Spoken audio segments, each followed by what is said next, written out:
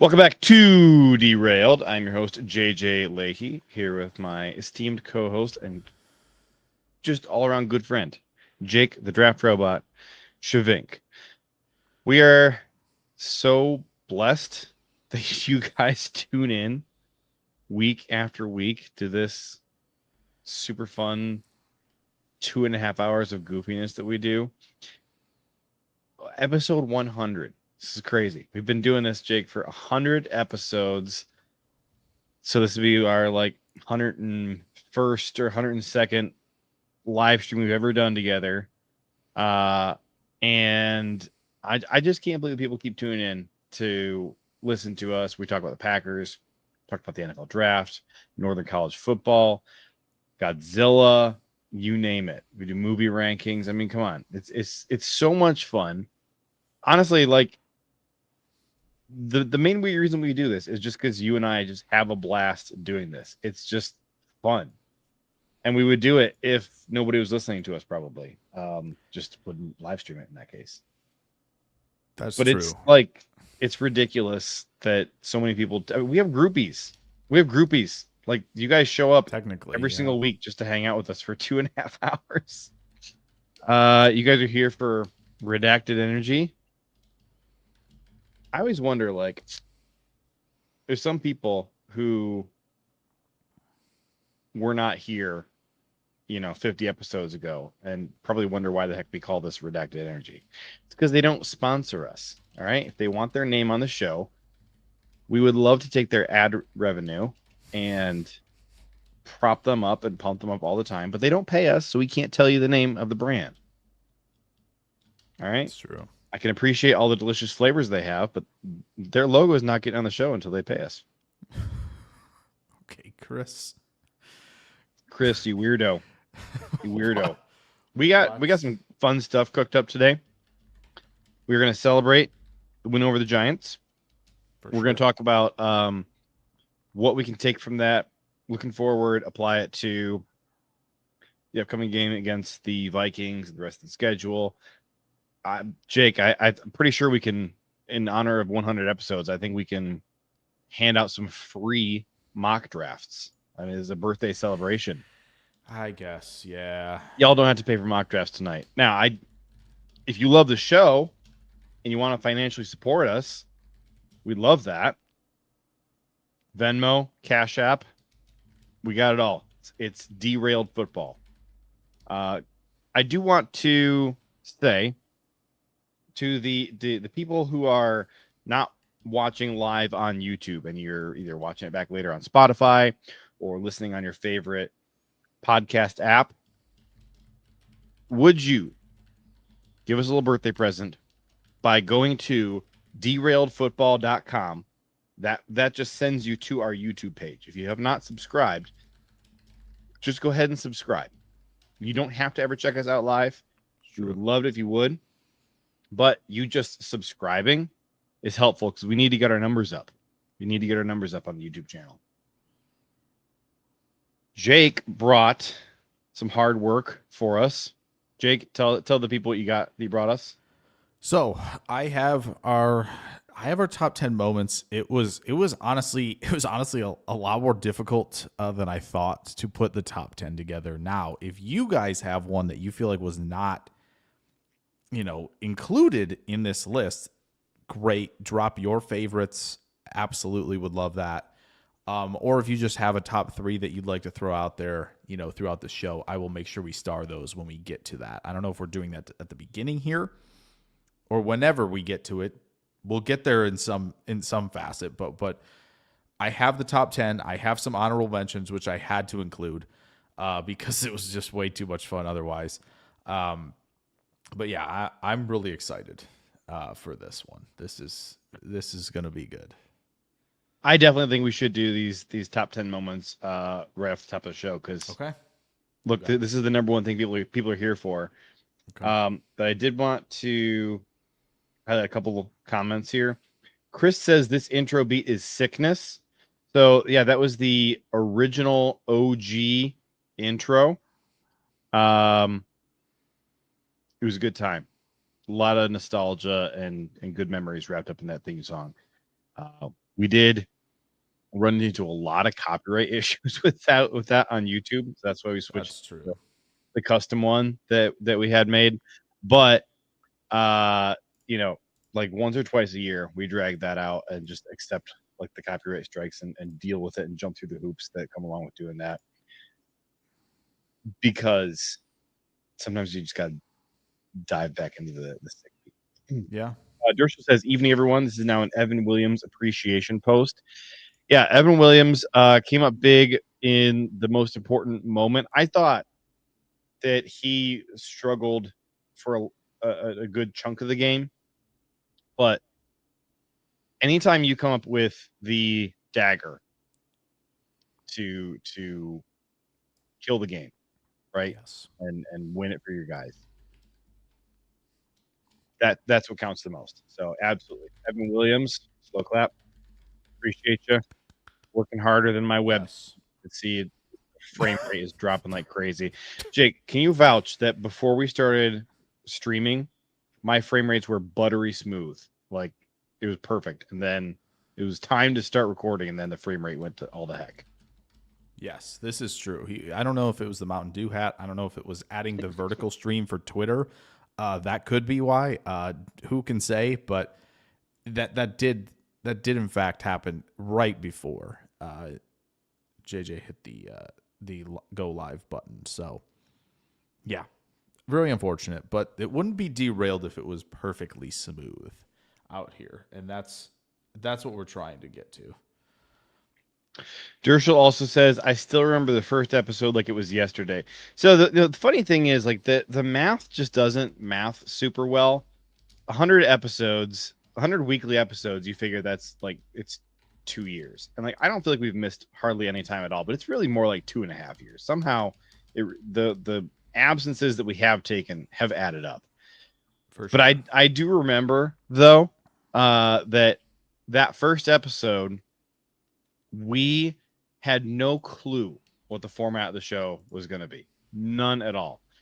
The original vision when we went into that first ever live stream was that we were going to just have a roundtable discussion and there was some debate topics that we were going to talk about.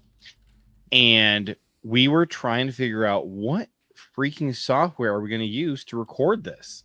And so we're like, brainstorming, and we finally go, hey, why don't we just go hop over into StreamYard?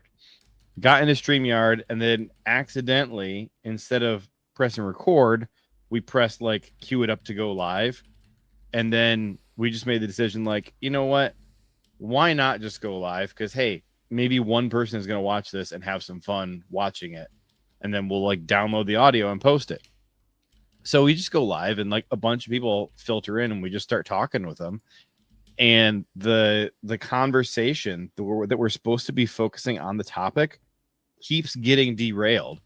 And we're like, toward the end of the episode, we're like laughing so hard we can't breathe. And we keep joking about how the conversation gets derailed. Yes. And then at the end of it, somebody said, maybe we should just call the show Derailed and just have this be the format. And look at 100 episodes later. Not much has changed, honestly. Not much has changed. We got Bruce Edmonds in chat. Hi, Batman. Nice seeing you. Batman, Bruce Edmonds. So if you're watching on X there, you should be seeing the new vertical streaming format.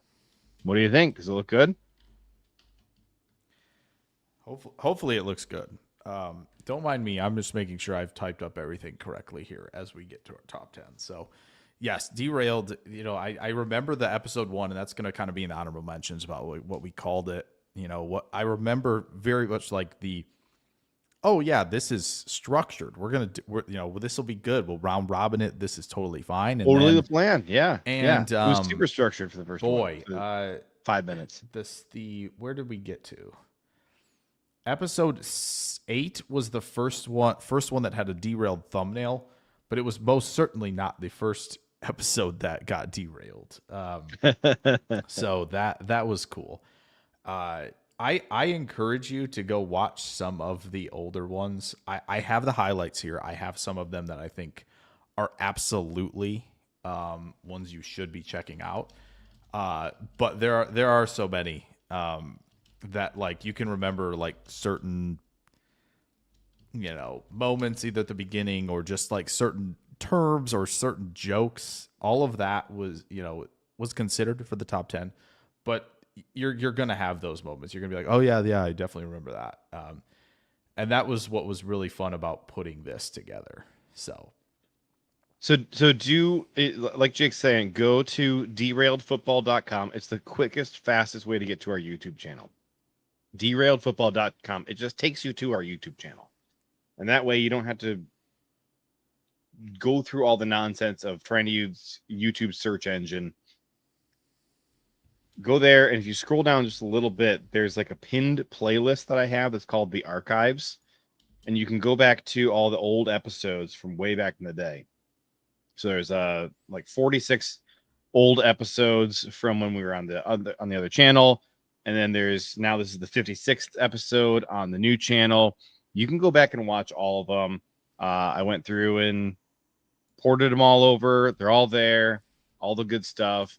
And hey, tell a friend, especially if you know somebody who used to watch the show and it's been a minute since they tuned in. Remind them, hey, those guys are over there still, and they're still being crazy and having a good time. So tell a friend. We want all Packer fans, all Northern College football fans, all NFL draft fans. Come on in here. There's a little bit of something for everybody. You're probably always going to be sad if you are a Cowboys fan because your team sucks. But you might still have fun hanging out with us. So, Jake, what's his name? Why am I drawing a blank? I listen to him all the time. White guy with face tats. He sings Post like Malone. Sunflower. Post Malone. Yeah. Okay. Thanks. Yeah, no. Post Malone. For sure. So his face tats say always tired, right? So do you ever watch Caleb Presley? You familiar with Caleb Presley at all? Yes. Caleb Presley interviews him and he's like, hey, so your face says always tired. Is that always tired of being a Cowboys fan? And Post Malone was like, yeah, that's I am. That's really Thanks, good. Jewel, for this. Yeah, That's really good. Post Malone. Yeah, Sunday Conversations with Caleb Presley. I think it's the funniest show of all time. I wish our show was that funny. Okay. So are you ready? As I'm finishing this up and placing this in very nicely structured order, Yes. do you have a top 3 off the top of your head of like, it can be an episode as a whole, it can be a moment. I want to hear from the chat too, JJ, if they want to drop like their favorite moment, all that. Like, I feel like there are plenty of really, really good ones. Yeah. So I really want to hear from them, but I would love for you to take the reins if you want to, and just go through your top, few moments. I would really hate to steal some of the chat's favorites ones. So I'm gonna kind of skip some of the ones that I think like everybody loves and just kind of grab onto some of the ones that were just sort of extra special to me. Okay. So do you remember the witches episode that we did? So Ryan had come up with this This theory. one's on here. Okay, I'll skip it then. This one is on here. But I do love that you brought that up. I'm like, when I saw that title, I'm like, well, I have to click on this. And then it all came back. There was also, so all right, I'm the host because nobody else wants to do the intros, and I also always have to do like the thumbnails and come up with the titles and everything. And there was this stretch where you and Ryan kept alternating who was actually on the show each week. It was just me and one of you guys for like 3 or 4 weeks straight. And so I had to keep coming up with creative ways to make thumbnails with showing one of you two guys missing. And like by the time I had to do like the third one in a row, I was really starting to like bang my head against the wall. Like, all right. Yeah. I don't know how many more of these I got in me. So Tyler Dershel says Goof Cart Chick tried to kill Ryan Day is one of his favorites. Dershel, that's one of our favorites too. That's fair. Jake, probably like once a month, at least like once every 6 weeks, you and I are talking after the stream ends, and we find a way to reference the goof cart chick who tried to murder Ryan Day. Yeah. It's at least every 6 weeks that happens. Tool for this says he's currently trimming his thumbnail. So you understand. You get the life. You get it. Drew says meeting JJ was my favorite moment. That was like a derailed offline moment. But that was a super fun day where I got to go meet just a ton of derailed listeners at the draft in Green Bay this spring. That was super fun. I got to meet Drew and his friend, and they pointed me to some great shops where I got a bunch of great Packer swag. Actually, I got this hoodie there that day, and I just got compliments on it just yesterday from some Packer fans who are my parents that they loved the hoodie. So that was let's see. Dershel says Godzilla RAS is clearly one. Oh, here we go. Too old for this. I missed this comment. Do you mind if I do a new segment presented by Redacted? I think I did that like 2 weeks ago to Jake. It was he did. It was my Sunday Conversations reference. Aaron Kate Lahey, hi mama, says Ed Policy Day, one of her favorites. Yep, that's one of my favorites as well. Do you remember when I tried to do Woats and the chat hated it? Yes. And like you and Ryan were totally on board for it. And we were doing it. And it was like a thing. It was like the new section presented by Redacted. And it was Woats, worst of all time. And the chat absolutely hated it. And I was getting roasted in the chat. Like, stop trying to make Woats a thing. This is not a thing. And I was like, come on, man. This is fun. It can be a weekly thing. We have another one just in the last few weeks. Let me see here. I got it right. Where'd it go? I know it's right here. Here it is. Is it Wicks? Presented by Redacted Energy. This is one of my favorites. And I've been doing this to Jake offline as well. Just like anytime we're talking about anything at all, if it's been long enough since I've said, is it Wicks? I can just whip this bad baby out. And it's like, the more times you do it, as long as you wait long enough in between. We did do this last week. Better. After the show, we were like, that would have been a good spot to do. Is it Wicks? And it was very unfortunate. What was that about? I can't remember. It was it was something of like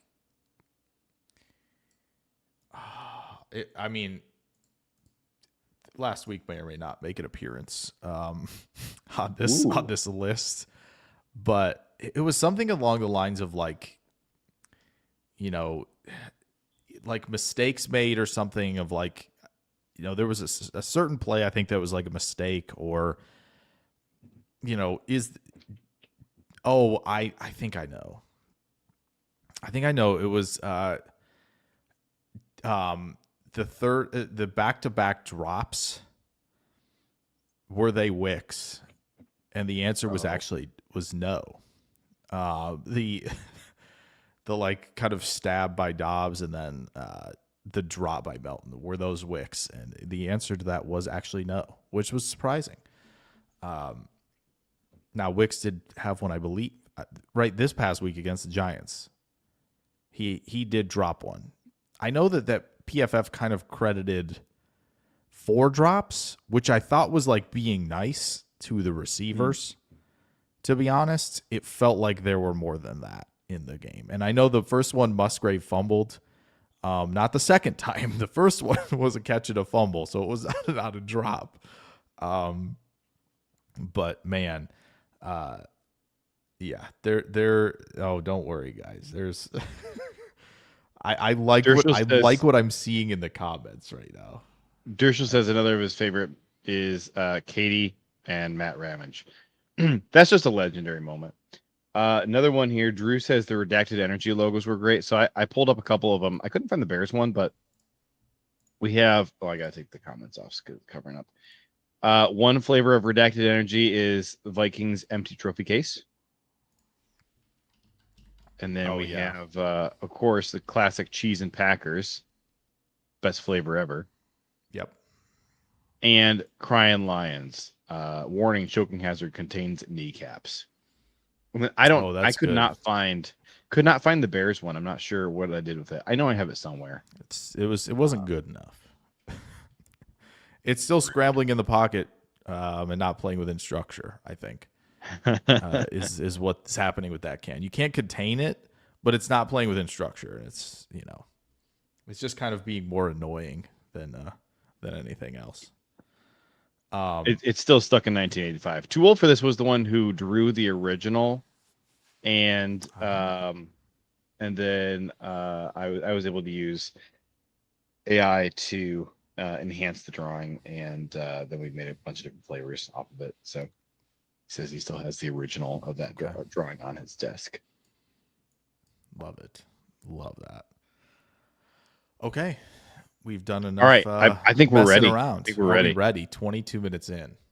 Let's do it. Did we give you enough time to type up your notes? Yeah. So, all right. So I have some honorable mentions, and I want to make sure that we get to those. Okay. The first one, JJ I have up, one honorable mention. JJ teased one.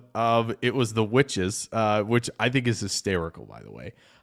It is episode 16, Try to Stay on Topic Challenge, Witches Edition. Where literally the opening of the show is, hey, we're going to just try to stay on topic with stuff, which was hilarious. Blaine makes an appearance to talk about these witches, and Aaron Rodgers' witch girlfriend at the time apparently had an ancestor in the 1800s in Salem and an ancestor in the 1600s in Salem. So that was a hilarious discussion. There was talk about how she needed to come and reverse the curse on the field, and there was a curse called Opposite Day, and that Opposite Day curse launched the career of Tucker Kraft, who had a really nice game against the Giants on that Monday night game. That was the coming out of Tucker Kraft, wasn't it? Yeah, that was the Monday night. That was a Monday night game, I think so. They obviously lost. That was the one which was tough. Tommy DeVito, the Tommy DeVito game. That was the worst game I've ever seen. That was tough. And so we talk about the Panthers loss. We talk about the Browns one. That one, whoo boy, that one's up there. Definitely in the top that three one of was worst brutal losses because that one was brutal because it was like death by 1,000 cuts, all self-inflicted by the Packers. So Jordan Love had one of the worst quarters you've seen from him in a long time, and then he kind of pulls it together, and then the offensive line can't get things together, and none of the receivers can catch a single pass. And the run game can't get going. And we finally we're putting some points together, and then all of a sudden the defense just craps its pants. And Joe Barry's defense couldn't even stop him from getting a first down per carry on that final drive. And it was it was the Giants have no business being in this game. Yep, and that was the game after Thursday night victory on Thursday victory and Thanksgiving W over the Lions. Sunday night victory over the Chiefs, and then they lost to the Giants, which is exactly what happens. This is exactly how things go. About this just last night. Green Bay beat Detroit and Washington. Oh, here comes Cleveland, and it's just it's so common, which is not good, and we have hashed that out plenty about how not good that is. Tool for this says, over the last 3 years, I can't remember a game we were straight up beat. Almost all of our losses were our own fault, and that really is true. It's very true when you are such a talented team that you don't have big glaring weaknesses. Yeah. Because when you play your best ball, you can go toe-to-toe with the best and take them on. And so when do you lose? It's when you're not focused. It's when you're not playing your game. And I almost would say that you can kind of stretch that out to include most of Matt LaFleur's tenure here. And when you do that, then there's a couple of games that do kind of stick out, like that playoff game, his first season in the NFC Championship game against the 49ers. They just beat us. They just were better than us. And they would have needed to make some mistakes, and we would have needed to capitalize on them in order to have a shot at winning that game. What are some other games that are sticking out for you as games where we just got beat? I think the only one that, like, in this era, if you count just 2023 through now, maybe Tampa Bay in 2023 just kind of felt like, we just kind of got rolled over pretty cleanly. That's like the only one that sticks to mind, really, because like last year's losses were all very winnable games, right? Like the opener against Philly, Minnesota games, Detroit games were close. Like it felt like none of those really stood out. None of the early season losses in 23 stood out either. Of like Raiders, Broncos, Pittsburgh, we were in the game, right? It didn't feel like, oh, there was nothing insurmountable. That one just felt like, okay. Yes, certainly mistakes in the game, but it was just kind of like, just felt like a day where everything was off an inch, and Love played well in that game. I remember one of his better throws. The offense was not the problem in that game, right? It was and it just felt like, oh, okay, they just can't. We're just not going to keep up. And because which game came first? The Panthers game was first, and then the Buccaneers game. Is that the order, or was it reverse? I'm looking it up now. I feel like the Panthers game was the must-win because the Tampa Bay game was a loss. But yeah, so there were 2 games in a row. I think you're right. It was Tampa first, and then Carolina, where the defense like practically is giving up like 40 or 50-point games like back to back. And like it was during that stretch that Matt LaFleur had taken over the defense at that point, because Joe Barry had just so completely lost the plot of what was going on defense. And so Matt LaFleur, our offensive-minded head coach, had to come over and take the reins on defense and get things back under control. And then the next game after that 2-game stretch, defense is playing like fire again, and we head into the playoffs feeling confident in our defense. And honestly, the defense really was not like a major problem in the playoffs either. They were competent enough. Dershel says Eagles playoff game last year. It's not a bad one. My mind did go there, but also like as I said, the Tuesday after that playoff game, like I didn't watch that playoff game because I didn't have any confidence at all in our team's ability to go out there and play a clean ball game. We're playing like garbage. So yeah, they did beat us. And did they beat us because of our mistakes, or just because we were just kind of a dog crap team at that point? It's probably fair to put that in the column of they beat us. Yeah. Because we were bad, not because we were making mistakes. And there's been a lot of games. Yeah. As we were just saying, that the rest of this era has kind of been when we lose games, it's because we're making a lot of mistakes. So maybe Detroit Thursday night 2023 is maybe the other one that would come to mind. Another 34-20 loss where it was just kind of like, I make one mistake, it kind of snowballs. Defense isn't standing up to this offense. Yeah. But other than like those 3 games that I'm thinking of, I mean, especially in 23, it was like 23 was 1-point loss to Atlanta. Then obviously the Detroit game, 4-point loss to Vegas, 2-point loss to Denver. Minnesota, I guess, was a 14-point loss, but that was heavily some weird turnover based. 4-point loss. You're talking to about the second Minnesota game? That would have been the first one that year. Because the first one was crushed Minnesota New Year's Eve in 2023. They crushed them. Right. That was the 33-10, just absolute beat down. Jordan Love, 8 yards per attempt, 293, 3 touchdowns, 73% complete. Like that was fantastic.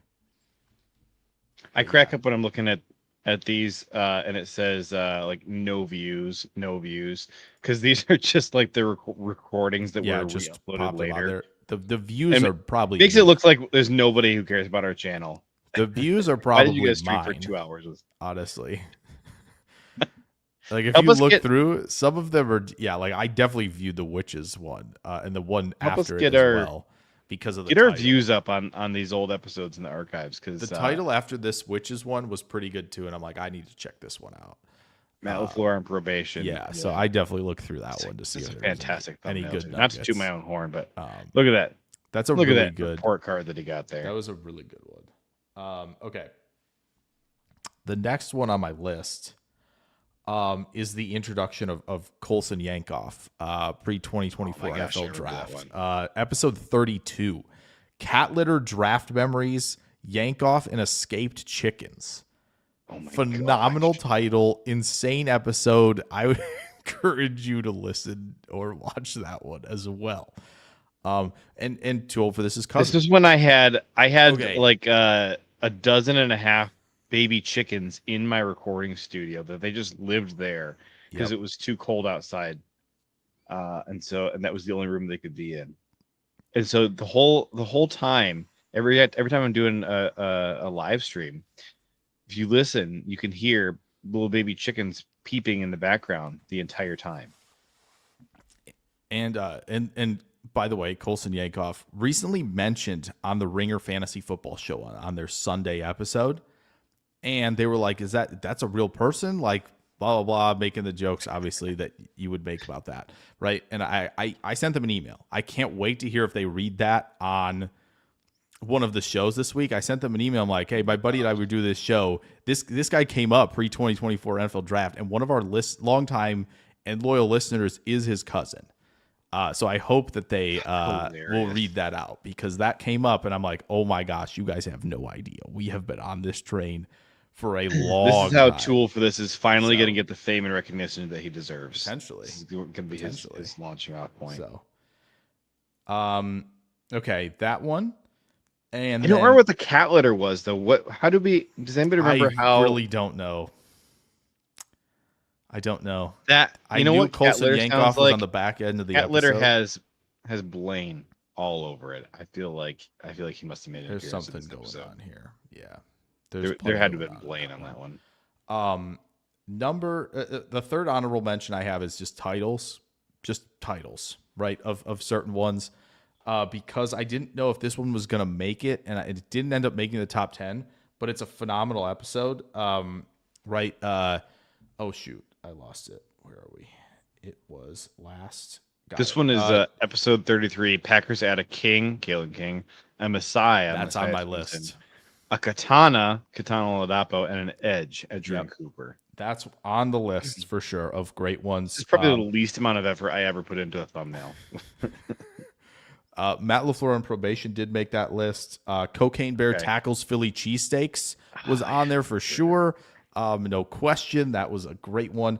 So that was one where we had the robot come up with the title, like on air. We're still recording it, and I was just like, guys, what are we gonna call this episode? And we pulled up the robot, and the robot came up with the Cocaine Bear tackles Philly cheesesteaks. And so I had to get AI to make an appropriate thumbnail for this. If you guys are just listening to this episode back on audio only, go to the YouTube channel and go look at the thumbnails. Find Cocaine Bear tackles Philly cheesesteaks. You're missing out if you don't go look at this. Such a good. Yes, it is. And then it is phenomenal. Look, see the little bag of powdered sugar here, so they can stay family friendly. Yep. Two other ones, obviously, Nugget Bay, Georgia Peaches, and the Goof Cart chick who tried to murder Ryan Day. Another great episode, phenomenal moments in there about Nugget Bay and all the naming of certain places. A person named Georgia Peaches and is spelled like you would just never believe. Phenomenal episode. And then even the one before that, which I'm sure you'll come back to, that one, JJ, because the North runs football, of course. The one before that was Steno, Spinner, and Slop. A Matt LaFleur That's one of discussion. Your favorites all time. Yeah, that is such a good title for me. To me anyway. That I love that title. Spinner, and Slop. A Matt LaFleur discussion. Also a trip down derailed memory lane. That was a good one. That was awesome. And here's Nugget Bay. Look how Georgia's Peaches is spelled. This is true. It does not. Cocaine Bear does not feel that long ago. It was 14 months ago. At this point.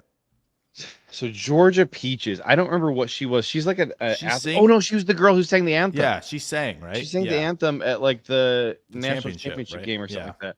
Yeah, and so her first name is Georgia Peaches, and it's spelled JOH RGIA, Georgia Peaches. What a name! Phenomenal. So titles, all of that made up. Those two back to back, I think, really underrated back-to-back episodes. We do put a lot of effort into this. I will say, so usually what happens, especially we finish doing an episode, and it usually takes like 2.5 hours. Yeah. And then, even though most normal podcasts are wrapping up right now at this 36-minute mark, or like maybe they go to an hour, usually at the 1 hour mark, we say, hey, should we start talking about our main topic of the day? Yes, so that's 100% accurate. When I feel like 55 minutes is like the sweet spot. I bet you if you go find the average, especially like when it's off season, I guarantee you that 55 minutes is the sweet spot of like, all right. We should, put the train on the tracks one of these times.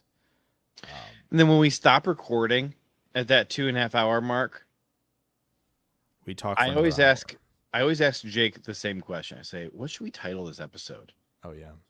And we spend like maybe 5 minutes, maybe sometimes 10 minutes brainstorming what the heck we're going to call the episode. And then we look up and it's an hour later and we're doing something stupid, like doing the spinning the wheel of like Big 12 teams that are going to, make the playoffs next year, something like that. Like it's the stupid stuff like that. It's never a good use of time, but it is what it is. Drew says the cat litter was something about someone making a comment. I don't know if they brought up cat litter or the name was cat litter or what. That's right. I think they wrote something and we thought it said cat litter at first. Oh, maybe that could be. If I listen to it on 1.2 speed, I can catch most of it on my way. On your way? Where are you going?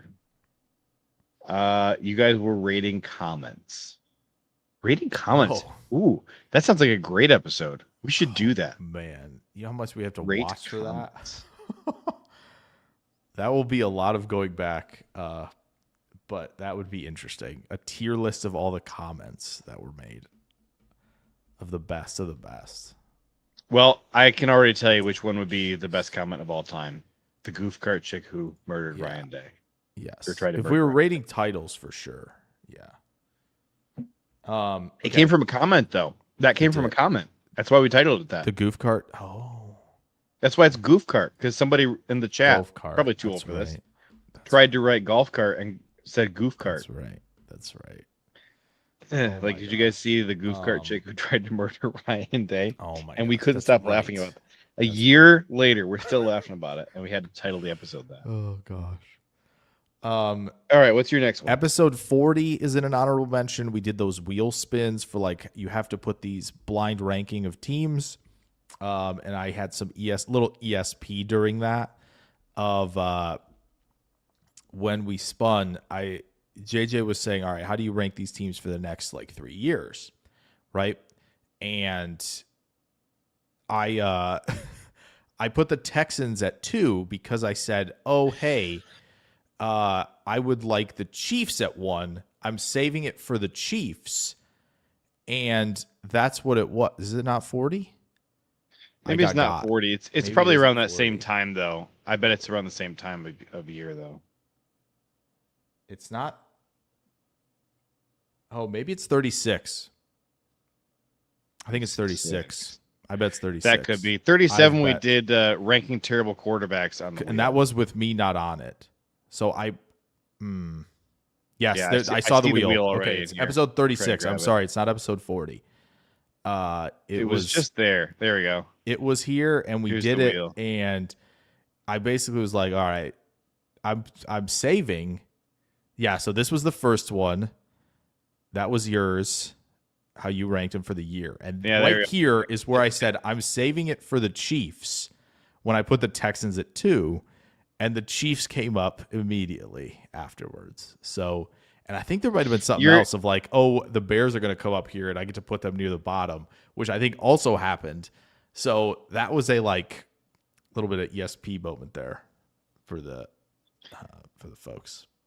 This reminds me of that quote from The Dark Knight, where he says sometimes the truth isn't good enough. Sometimes people deserve to have their faith rewarded.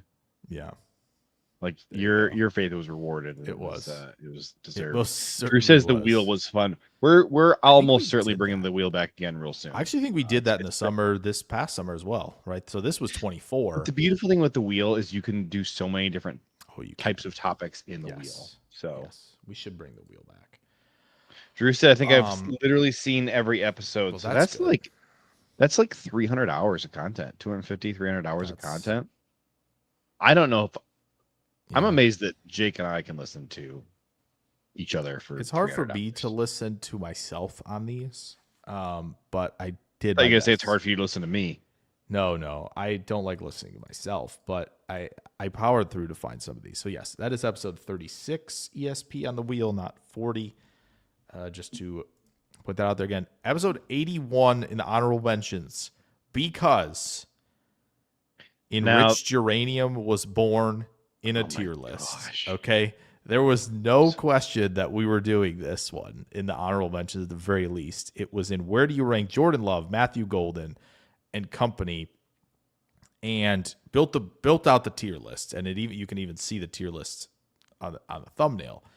And we were building it out, and like, all right, we need a category for, these guys who have so much potential, and it just so happened to be the time that there was some stuff going on overseas, and we're like, all right, we need to name this enriched uranium. The enriched uranium tier, because it's not. And there was some joke about like enriched uranium. It's not fully enriched, blah blah blah, whatever. We made all those jokes. But that one's really fun to see how correct, and how wrong we were about some of the players coming into the season, which we kind of touched on a little bit on some previous ones. I think a couple weeks ago, because it was mid-season. I think JJ said, "Let's look back at this." We see. Oh this. Yeah, like, or we did that during the car on our way. I think we did it in the car first too. On the way back from Ohio State, Illinois, and then JJ was like, "We gotta put this on the show." That was going to be one of my honorable mentions, was our in-person live episode of Derailed, which was just Jake and I in the car for, how many hours were we in the car for? Like 10 hours. I mean, it was absurd. It was a long day. The trip back was not great.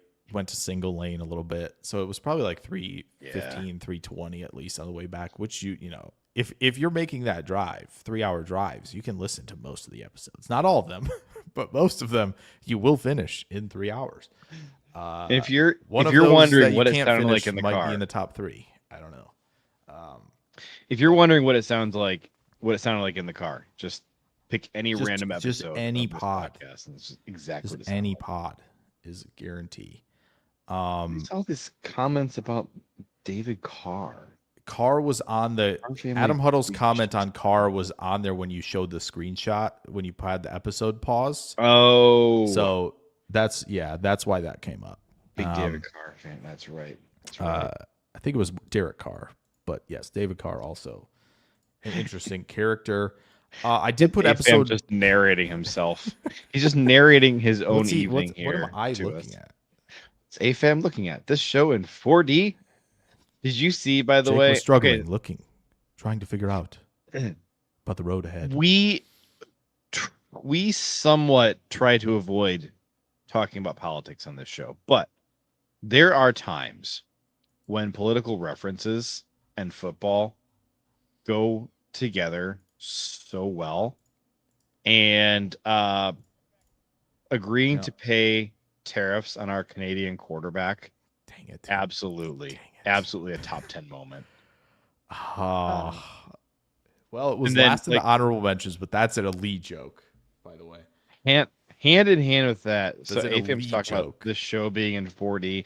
Did you see Kamala Harris talking about playing 3D chess?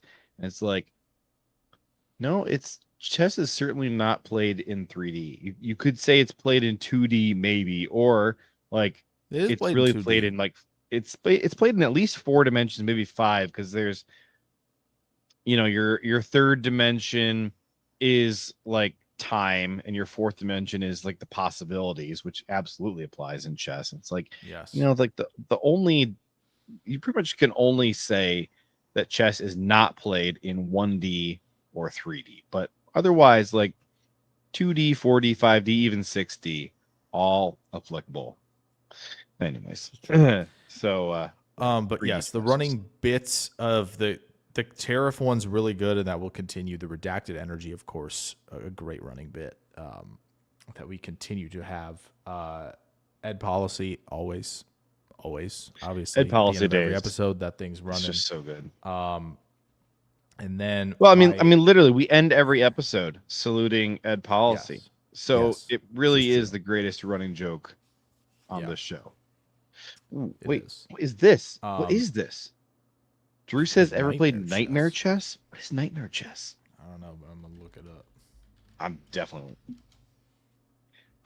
My wife and I have gotten to be really big fans of all the different alternate Uno games. It's Night with a K. Interesting. Oh, Nightmare with a K. So Nightmare Chess is played with cards. Fantasy chess variant. Sounds like it's a translation of a French game called. I'm not going to try and pronounce that. Never mind. When I hear cards and dueling, I hear it's time to duel. If nobody knows what that is, I'm sorry. I apologize greatly for that. I don't even know what that is. But you don't know that's Yu-Gi-Oh? You don't know what that is? Oh, look! I didn't get my Yu-Gi-Oh reference. That's unbelievable. Last week's episode was teaching me Pokemon. You're gonna have to teach me whatever the heck Yu-Gi-Oh is now. Oh, I know a lot less about Yu-Gi-Oh than I know. No. I don't. I really hate to say that I have seen that more recently than I've seen like. You know what? Maybe I shouldn't. Maybe I shouldn't say. I've seen that more recently than like Lord of the Rings movies, which is a bad thing to say. I'm a massive Lord of the Rings and Tolkien fan. Yeah. That just means I've seen it. I've seen Yu-Gi-Oh. This is Yu-Gi-Oh? Couple years. Yes. Is Yu-Gi-Oh this person's name? His name is Yugi Moto. The pharaoh who spirit lives in his Millennium Puzzle necklace is called Yami. I really should stop talking. The game is called Duel Monsters. Okay, it's not even Yu-Gi-Oh's not the game. The game is called Duel Monsters. Okay. So, yeah, these were big. These were big in the like early 2000s. I trust you, but I don't even recognize this. I've heard this. I guess I've heard the word. To an online game. I had the app to play the game for a long time. I'm going to ask you a question. Okay. And it's probably going to make you mad. All right, wait. It's certainly going to make somebody in the chat mad. No. Are you still... Is it? You want to ask what those things are? I want to ask, is this the same thing as Magic the Gathering? Because these cards look like what I've seen. I don't know if it is. Maybe it is. Oh, wait, it is. Because Drew says I was a Magic the Gathering player. Maybe that is how that works. It's the same thing, isn't it? Maybe. Should I ask ChatGPT? Oh, no. Now the chat's mad at me. It's not. Yu-Gi-Oh! Same thing as... JJ opened a can of worms. Here we go. Differences between Magic the Gathering and Yu-Gi-Oh! Okay, you know what? If there is a video about this, then it's close enough that it's not an unforgivable question. It's not the same. Adam Huddle says it's not the same. AFAM says pretty sure... I mean, I think it was anime nowadays. I think it was a manga, yeah. But I mean, Blue Eyes White Dragon, great card. Is this what Blue Eyes White Dragon is? I know Blue Eyes White Dragon from what about Exodia? From you know what Exodia is? PewDiePie did a rap and he said, "I'm Blue Eyes White Dragon." And I was like, "Oh, I guarantee that's a nerd reference." Yeah. Dark Magician. Dark Magician, yeah. Exodia, what about the Egyptian God card? Dragon, you're just Dark Magician. Wow, that's unbelievable. Hating on Dark Magician. It's from his song B Word Lasagna. It's his excellent song. This is I'm nerdy enough to be super into Lord of the Rings and Tolkien lore and everything. And this is too. Oh, are you serious? You didn't click on this. What? The game? Everyone just lost the game. Oh my gosh, JJ. Are you serious? But that's not part of Yu-Gi-Oh! No, it's not. But that's much more important. And now everyone if listening you hadn't and watching is lost. If you hadn't called it out, everybody saw it. I wasn't looking at it. Nobody would have commented. What do you mean you clicked on it? I wasn't looking at it. You had to have seen it to click on it. I didn't read it. What? All right. But yeah. All right. Okay. We need to get out of the manga anime. So last honorable mention, obviously we talked about Redacted Energy bit, the Taylor Elgersma joke. Yeah. But I also put episode 1 in the honorable mentions, just because it had a lot of structure.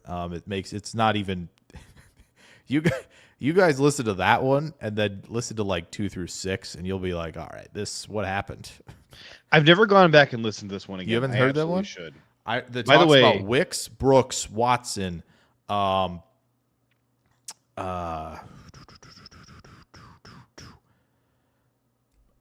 obviously Love. Like there were so many guys like driving the bus for Tom, Wyatt. Like it was really good. Because this was just after we actually just talked about 3 players we were in on. Yeah. We're just talking about players. Yeah, this is just after the 2023 draft. And so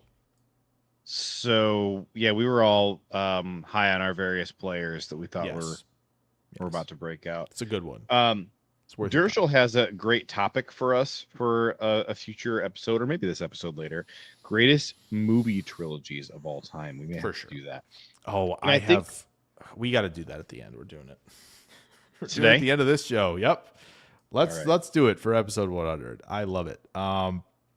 I remember this one. Dershel says, what episode was the one that Jake hit his face in his hands for like 10 minutes straight? Ryan and Jake were laughing. I remember the moment. I don't remember what happened. Oh, that's probably one I missed. That's probably just going to be an absolute egregious mistake on the top 10. I don't know. You know what? Renaming the Tush Push might be when it was, because there were some Tush Push alternate names that offended you royally, so that might have been. No, one of them's in the top 10 though. That's in the top 10, I will say. There's one more, JJ, that I had to include here. It was hard. Honestly, I'm moving this to 10, and then 9B is going to be what you just mentioned. So we're going to start with the top 10 so we can get this thing rolling. Cuz Are we still in honorable mentions? Or are we still? No, we're going to the top 10 now. There's going to be 11 things in here, but that's fine. Okay. Number 10, episode 6, dunking on the Bears plus JJ gets greedy. Okay, this is where JJ the donation asking began. This is where we need a donation for this. Blah blah blah. I keep it in check now. By the way, please donate. There's a QR up on the screen. For Venmo, send us money. I'm almost out of redacted energies, and I really need some more. Also, I need some more hats. All right, I had to bust out the Mountain Dew hat because I can't afford the hat that I really want, and I've been looking at it. Mrs. Lahey will vouch that I was looking at hats for a little while today because I really want a hat. And the donos, they're just the donos aren't coming in yet tonight, so I can't afford the hat. Tough economy. So, holy crap! I didn't realize. Hold on. We did miss a huge dono. I'm so sorry, Drew. Oh my gosh, huge dono, $30 from Drew. I'm so sorry that I missed this. $30 from Drew. Wow. With the note, it says "Happy 100." Thank you, Drew. I'm glad you're still here Drew, thank you so much. in the chat. Do you know how sick I would feel if Drew had to go and he was not here? If only Chase looked at the I'm sorry, I'm busy creating content for you guys and reading your comments and talking to you. Sorry that I'm not. I gotta grab one of my redacted energies because of that one. I'm going to grab one right now. You should.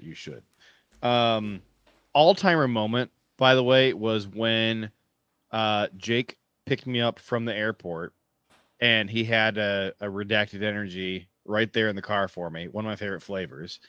And then so we go to our game, and then it's a long drive back to his house after the game, and like we get home and we're just like dead tired. And he opens up his fridge, and there's another redacted energy right there in the fridge for me. And I'm like, see, this is why you're the greatest co-host of all time. Dershel says, pretty sure JJ missed my dono a week or two ago. Let's see here. We have, oops. Okay. There's a dono on October 28th. And the comment says the Tyron Hopper mock draft fund. I definitely read that one out loud because we did the Tyron Hopper mock draft. Did we not, Jake? Ooh, new dono from Aaron Kate, my mama. A redacted energy drink for each of you. Thank you. Look at this. Donos are coming in hot. We're going to be able to afford. Says dono, and then it starts going on. This is why this is number 10. Episode 20, which we're going to talk about in the near-ish future. I remember this vividly. It was the second time Ramage was on in a span of 3 weeks, and it was $10 for Jake to talk and to talk about a prospect. It was like $1 for Matt to do a shot. Oh my gosh! And there were other things there, and so like there was a big deal with that. And so I do remember that there was plenty of that, of like JJ asking, we'll give takes on this if you donate. We'll do this if you donate, like all of that stuff. So that episode 6 is where that started. And that has been one of the longest running bits in the history of this show. We did sponsored olive oil shots. People donated money so we would do shots of olive oil. JJ's out here just spoiling the top 10. Like we're just Ryan was so mad at us for that one. He was so grossed out and mad about that one. Okay. Look, it's not my fault that you're taking so long to get to it. We do have in the comments though. Tool for this. I said I finally temporarily stopped grabbing so I can comment now. Goof cart chick wasn't me. I don't know who Ryan Day is, and I don't say like chick. Dershel already claimed credit for that. Oh, he did. Okay, so he did that. Okay, Dershel says it was him. Okay. Perfect. He said, also, I'm the one who coined the term, or the nickname is Zach Tom Bombadil. That's a good name. That's really good. That's really good. The other running bits is obviously, before we continue, onto the bits of the redacted energy, blah, blah, all that stuff. Tool for this office jokes have been awesome. He's all-time great. From the beginning. So that is really good. All right, 9B, episode 9, renaming the Tush Push. I remember the name that I lost my mind laughing so hard when we got to it. Right, that is episode 9, right? Can you scroll down on that screen? It is episode 9. I'm not losing my mind. Okay. Yep. So episode the one that I think we lost our mind laughing at was the back blast. That one is that's if you want to hear genuine reactions to when that came up, because I think we started looking at asking the robot for other suggestions. That's amazing. That reminds me, back blast was one of those. It was hysterical. I just introduced my dad to Caleb Presley, and we were watching his interview with Gronk. And Caleb asks Gronk, he's like, is it true that you got your back blown out by Earl Thomas? And Gronk is just like, he's just speechless. And my dad's like, what does that mean? I'm having to sit there and explain to my dad what getting your back blown out means. The reverse talk. Yeah. I'm like, it's thanks, the talk in reverse. Appreciate you. Oh, man. Yeah. That's great. Number 9A is episode 42. JJ mentioned it. This one in the title, Big O Line. Olive oil chug, I think is what it's right. Yeah, Packernet video game plus Big O Line and chugging olive oil. That one, impressive stuff. Talking about a Packernet video game, but also just Big O Line. That was hysterical. This is one of my favorites I've rewatched. Just the Big O Line movement is hysterical. Big government, blah blah blah. You can put big in front of stuff. Big oil. That's definitely Big one O that Line I gotta is go back and hysterical. rewatch. Big O Line is hysterical. What was olive the oil theory shots we were pushing? What was the theory we were pushing about what Big O Line was doing? I think that sacks. Oh, the sacks were a quarter, or I think the sacks something like this. No, because that would make sense. Because sacks are we say sacks are a quarterback stat, and other people say sacks are an offensive line stat. Yeah, I don't know. You'll have to find out and see. The olive oil one did get out of hand. Win rate. This one got out of hand. It did. Olive oil shots was at the beginning of the show. We were sprinting around trying to do that. That was a wild one, folks. He only did a couple more episodes after that, and then he had to retire. It was the olive oil shots. I wonder if it was because of the olive oil shots. He was too mad at us over that. Not a good deal. Hey, you know what though? You and I split the dono for that and did not share because he did not earn any of that dono because he did not do olive oil shots. Number 8 is not an episode necessarily. But number 8 is the tier lists, okay? The wheel spins, all of that it's that has been classic. added to this show of like the tier lists that we put together of drafting our least favorite NFL teams, drafting the least favorite college teams, obviously ranking GMs, head coaches, ranking our own Green Bay's own team, right? Doing all of that. That has been a big part of what has kind of been the more recent part of this show of just – all right, we got takes. Tiers that we did the other day. Was it salad dressings? Oh, it was pizza toppings. We did tiers that were pizza toppings, and then we put team logos. We were ranking team logos. Team logos. By which pizza topping were they? Yeah, we've done a lot of logo ranking, and frankly, there's still a couple sports out there that we haven't done the logo rankings for yet. So that's definitely a series we'll need to conclude in the off season. I think number 8, this is the only episode that's going to appear twice on the top 10, and you'll figure out why. But episode 20, how about them Cowboys after Jordan Love and the gang roll in to Big D and dominate? And Matt Ramage was on this episode. Ramage was on this. Positive. Blaine was also on this show. Because we were talking about Packernet merch, and we were in Microsoft Paint. Either you or someone else was putting together the cheese grater with a logo. No, on this is Photoshop. This was me. We were Photoshop with the cheese grater. So just utterly insane stuff. We actually did make picks for the Niner game. Spoiler alert: only one person got it right. I don't know who that is. You have to go listen and find out who made the correct call on that. But. Well, you don't have to. No, we don't have to do. Let's see here. Too old for this cowbell. Too old for this cowbell.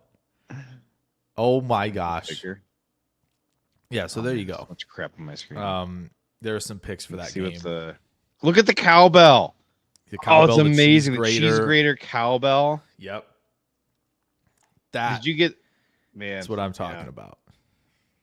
Yeah. I can't believe I picked the Packers to win. Why did I pick the Packers to win that? I don't know, man. Everybody else did, and I was like, I'm gonna make sure we don't get ratioed. Let's just make sure we pick. So that was a really fun one. 1999 for the cowbell. There you go. And then in fine print it says plus $79.99 for shipping. Jeez, excellent stuff. So yeah, number 7. That was a really good one. Number 6, okay. This one is actually, if you go quote unquote watch it, if you go quote unquote watch it, it is just audio. It is episode 10. College football. Why is it audio sex, only? Politics, and religion. Oh yeah. Okay. So there's a lot of good one stuff that we in did. This. Is this the one that we did it like on your StreamYard way back in the day? I believe so. Or is this a different one? I don't know if this was I don't think this was the first realignment. Like this was realignment. I think this was like the realignment in practice. What are we seeing? Like this is all about to begin type of thing. Right? This was when it was like about to start. Like we were going to I think get to a bunch of that. So amazing. Or it was when they announced the structure of the 12-team playoff. I don't know. There's a lot in that one. It's got a lot of jokes, derailment, all that good stuff. I'll have to go back and listen to that one. One thing that you and I have been sad about is that the video no longer exists of our first ever podcast that we did together. We did a one-off episode about college football realignment. It was like a breaking news because USC and UCLA were joining the Big Ten. Yeah. And I desperately wanted to talk about the topic with somebody. And you were like, hey, I'll do that. That sounds good. I'm like, cool, whoever you are, hop in here and let's talk. And we did it. And we got to the end of like our hour or hour and a half or 2 hours, however long we did. Yep. And we were like, do we need to do a podcast together like on the regular? Because this was a blast. And thank goodness we made that happen because do you remember when the announcement was? Because I'm looking. When they announced, it was like summer of 22, I thought. That they were like, oh, we are. Here it is. Yeah. July 1st, emergency college football pod, USC and UCLA joining the Big Ten. So there's an audio. It was an hour and 10 minutes. And I think we talked for like another hour after we finished. There was a lot packed into that one. That was like obviously it was just a pod. There was no derailing from the chat and all of that. Right. That one, there's a lot of good stuff in there about college football if you're into that. That was good stuff. I do vividly remember because we were trying to game out what the rest of the Big Ten realignment would look like because we felt strongly that we wanted the Big Ten to get to exactly 20 teams. And so Oregon and Washington made perfect sense as like the next two in. And then that happened in real life. Those were and then I was the next two to go. I was pushing hard that the final four needed to be Notre Dame, Pitt, Cal, Stanford, and who was the last one? I think it was Pitt, right? I think Pitt was the other one, no? That could be. I know a lot of the time when I've tried to game out who a final team would be, like I keep getting drawn to North Carolina or one of the ACC Florida schools. Which I think we talked about Florida State and Clemson both in this, not necessarily for the Big Ten, but I believe we mentioned them for the SEC as well if they were going to be Clemson, famous Florida school. Yeah. Okay. Fair. I think I put this question to you a bunch of times now. Came up or not, but would you see Miami or Florida State as being more of a Big Ten fit? Because if you're trying to think like, the number one thing that the conference would care about is revenue. That's the number one thing. But they still really care about prestige and, blue blood. Like that matters to them. I think you would really say Florida State is probably more of a pure blue blood than Miami is. But Miami probably makes more money. I think my thought on this is Florida State feels and epitomizes to me more of an SEC school than a Big Ten school. And to me, Miami feels like, think about what we could bring. Like if they get Notre Dame, right? Could bring, oh my gosh, we're bringing that to the Big Ten, Miami, Notre Dame, but also Miami, Ohio State. We can bring Miami, Ohio State back. Like those matchups. Gosh. Oh my gosh, we can do that like that. I think would be a massive draw. It feels right to me that those two would go. Well, directions, but. You know how many times I've said, like, I really want Notre Dame and Michigan and USC and Cal all in the same conference. You can get those, that cluster of rivalry together. And like, we're further away from that ever happening now because like Notre Dame just keeps digging in their heels more and more. Like they were asked about this recently. Yeah. Join a conference. And then as of today, now Michigan is talking about leaving the Big Ten when the grant of rights is up and how like they are not interested in extending, their membership of the grant of rights. Emergency pod for this. We'll see. I forget if it's. I think it runs through 2036 currently, and then the rest of the Big Ten is trying to extend it an additional 10 years, like right now, out to 2046. And Michigan's like absolutely dug in their heels, like they're not agreeing to an additional 10 years right now. That's fair. That's interesting. something worth potentially talking about. Okay. Perfect little break in there between 10 through 6 and then 5. Do you mind if we do a new segment presented by Redacted? Sure.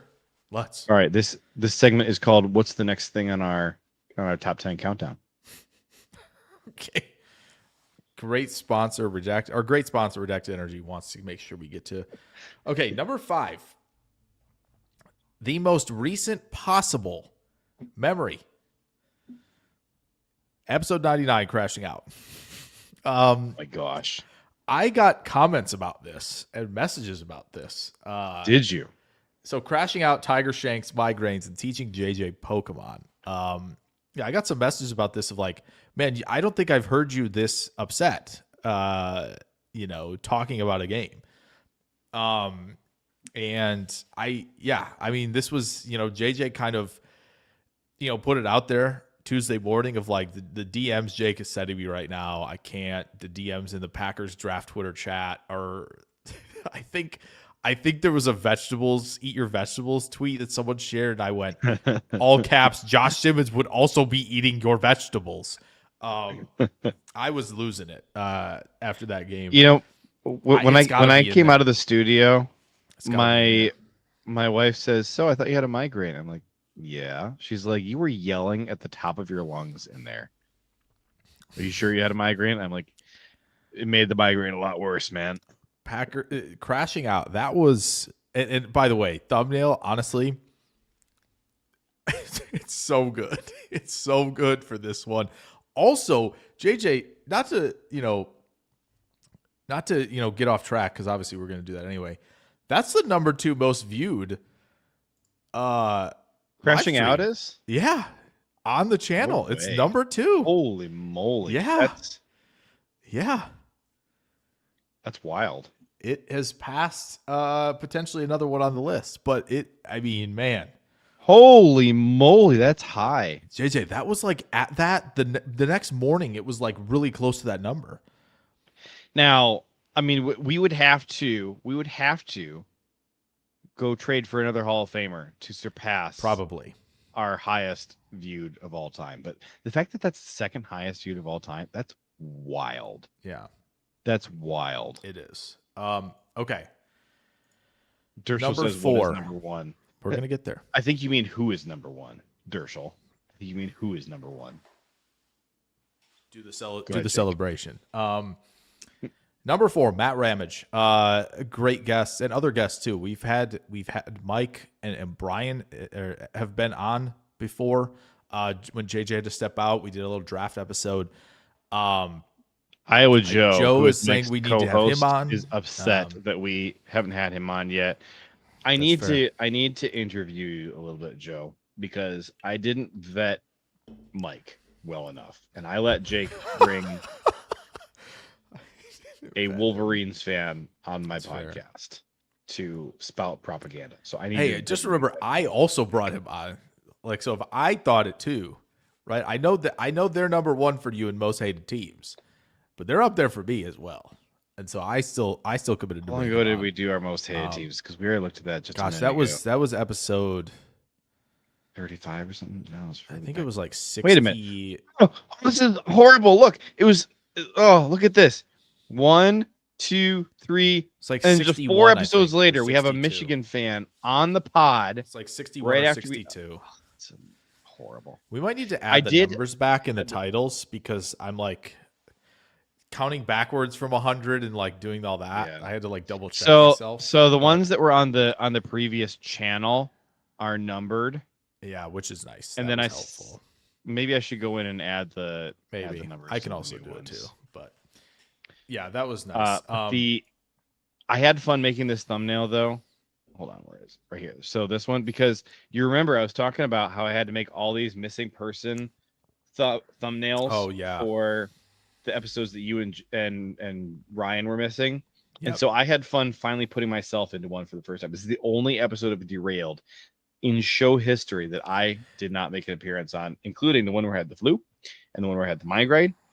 Yeah. And the one where I had to move my recording studio mid live stream and migrate to a different room so I could keep going because we were doing a 5-hour live stream, and including a very merry derailedness that I had to do like in the kitchen with like family doing Christmas activities all around me. Yeah, this is the only one I missed, and it's because I've done some I think done derailed in 6 different states. JJ, what about a state of insanity? Well, that was episode state of 99. denial. That was episode 99. Was insanity. Denial. I think we can find one that state was in. I found a few of them, but I have done them in Arizona, Florida, where the draft starts, of course, Alabama. Maybe might happen to Texas this time. Just letting you know, just putting some stuff out there. Might have one live from Texas to be looking at some other individuals. Here's our Mobile, Alabama thumbnail. I think we can get away with that now because now it's the Panini Senior Bowl. It's no longer the Reese's Senior Bowl, which is lame. Oh my goodness, that stinks. That stinks. Yeah, it is. We'll never forget coolest Senior Bowl memory ever. In the hotel where the players are at, just chilling, walking around, hanging out. Dan Marino picks some Reese's out of a bowl and says, "These things are incredible, right?" Like just randomly to me and my buddy who were down there. Like, are you serious? Yeah, that was a pinch me moment. But okay, so number 4 was Matt Ramage, right? We had episode 18, which you wouldn't know if you go down to episode 18. You wouldn't think he was on it because I don't think it was like it might not be mentioned in the title. But man, hilarious episode. Yeah, you would not know he was on this. It's amazing that we didn't click on it. We didn't put his face or his name or something in this.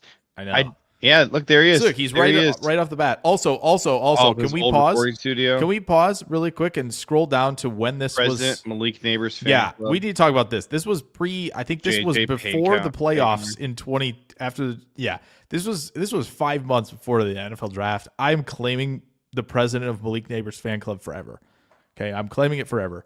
That is my title. I don't know if you can, man. You're the one who cursed Malik Neighbors with a whatever his ACL or whatever. No, John Mara and Woody Johnson cursed him because that field is awful. You see Warren Brinson's tweet? First time playing on concrete, huh? That's what he tweeted. That was funny. Yeah. That was okay. funny. So I'm not taking any blame for that. The field is nonsense. We said it last week. Just please get out of that game healthy.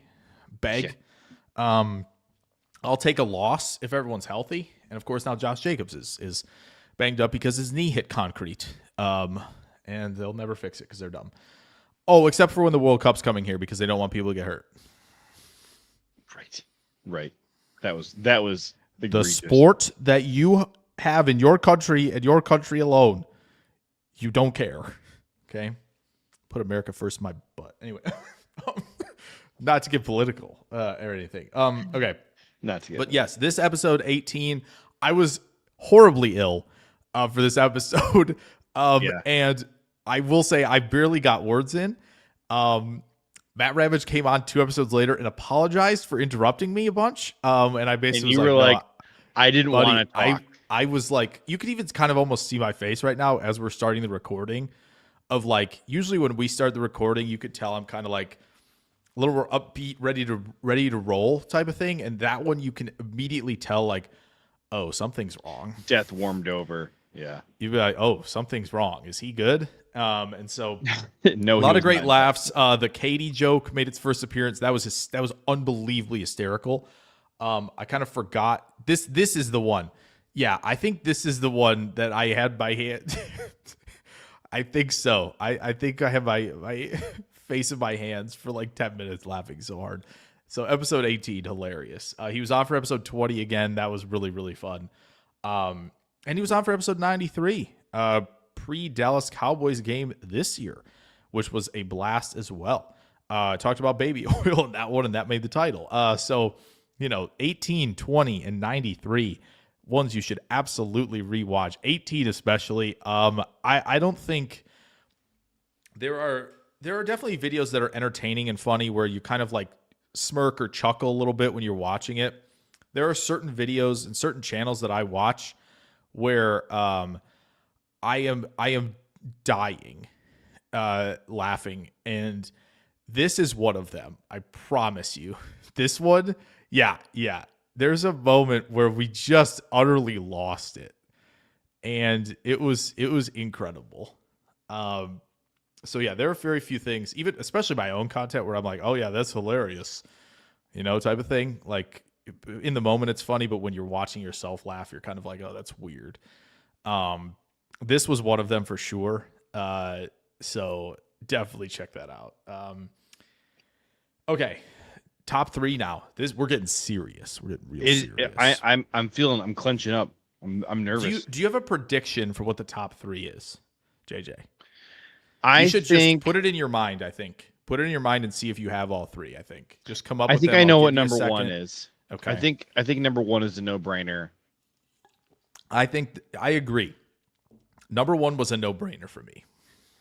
Like number 1, I think everybody would unanimously have the same number 1. I think so. And I think it's got to be. And if you 1. don't have the same number 1, I think you just weren't there for that episode.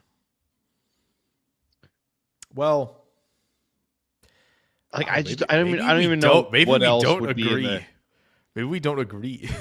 Oh boy, we might not agree with number 1 is. Do you want me to say what I think number 1 is? I played on nostalgia. I think maybe, and I think I played on the spirit of the show versus like the best episode, perhaps. But we'll see. We'll see. JJ, you have it in your mind. Keep it there. I think I have my top 2. Okay, and I'm not sure what the number 1 would be, or I mean what the number 3 would be. I have my. Well, we'll get to number 3 because number 3, also a recent episode. Okay, you may not know this. If you don't know this, it is the number 3 most viewed on the channel right now. 5 hours was like 5 hour Micah Parsons to the Packers speculation stream. We streamed for 5 hours. We did a mock draft. If we trade for Parsons and if we don't, we did that. We watched Kay Adams tweet. We watched John Kuhn tweet Micah freaking Parsons live on the show. That thing was a long, long episode. I do not blame you if you have not watched and listened to the whole thing.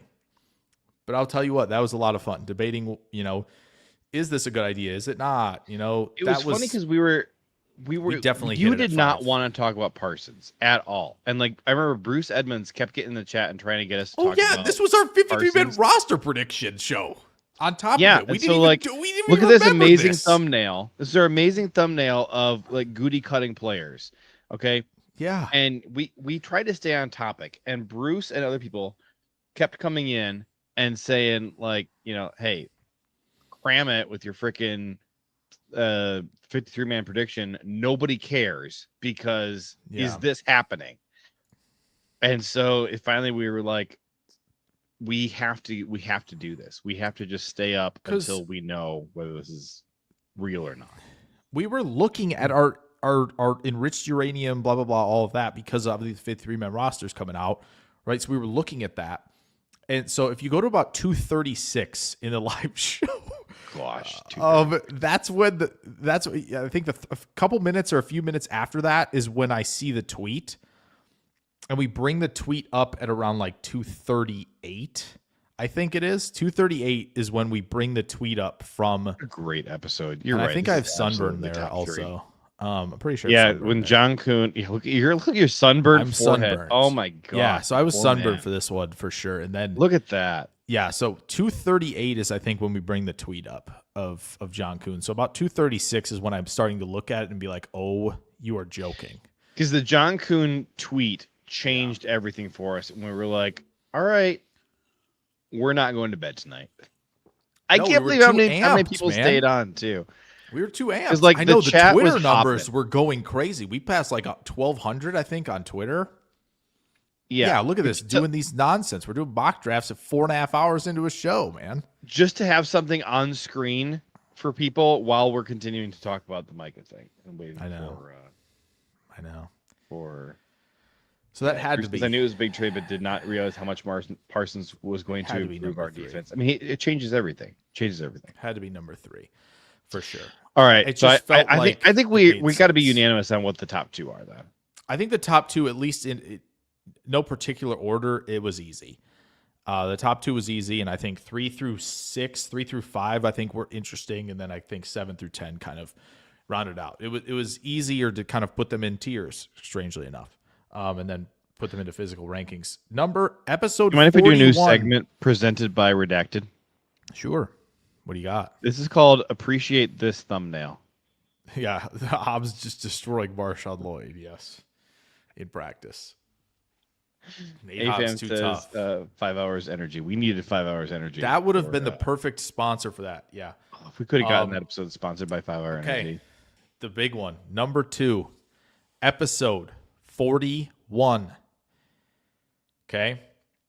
Episode 41. Episode 41 is number 2. You want to scroll down to it, JJ, to see what we have for episode 41. This was my number 1. Godzilla's RAS. A new Packers political party, and what was the last bit of the title there? And Finding Dory should never have been made. And by the way, Dory. My daughter has been pestering me all week to watch Finding Dory with her, and I keep telling her, like, I pick any other movie. I will never watch Finding Dory. And so then I came home the other day, and she said, "Hey, Dad, I watched Finding Dory without you while you were gone." And a part of me was a little bit sad, but I was like, you of all people would have talked me into watching it for you. What can you have to. Speaking of, before we get to our number 2 description and number 1, we're doing a new segment presented by Redaction. Yes. What are the top 3 movies you and your daughter have watched together? Do you have a top 3? Do you have like a definitive top 3? Is there a definitive 1? Is it, It's a great question. What stands out? It's a great question. She loves Spider-Man and she loves Star Wars. Which Spider-Man? Any of them, or just like? So context. She's 3 years old. Sure. There is a show on Disney Plus that's like made for toddlers, and it's called like Spidey and His Amazing Friends. And okay. It's starting to become a really big thing. Scrolling through Disney Plus. Yeah. And so she loves that. But like we watched Spider-Man 2 with Doc Ock. Okay. She liked that one.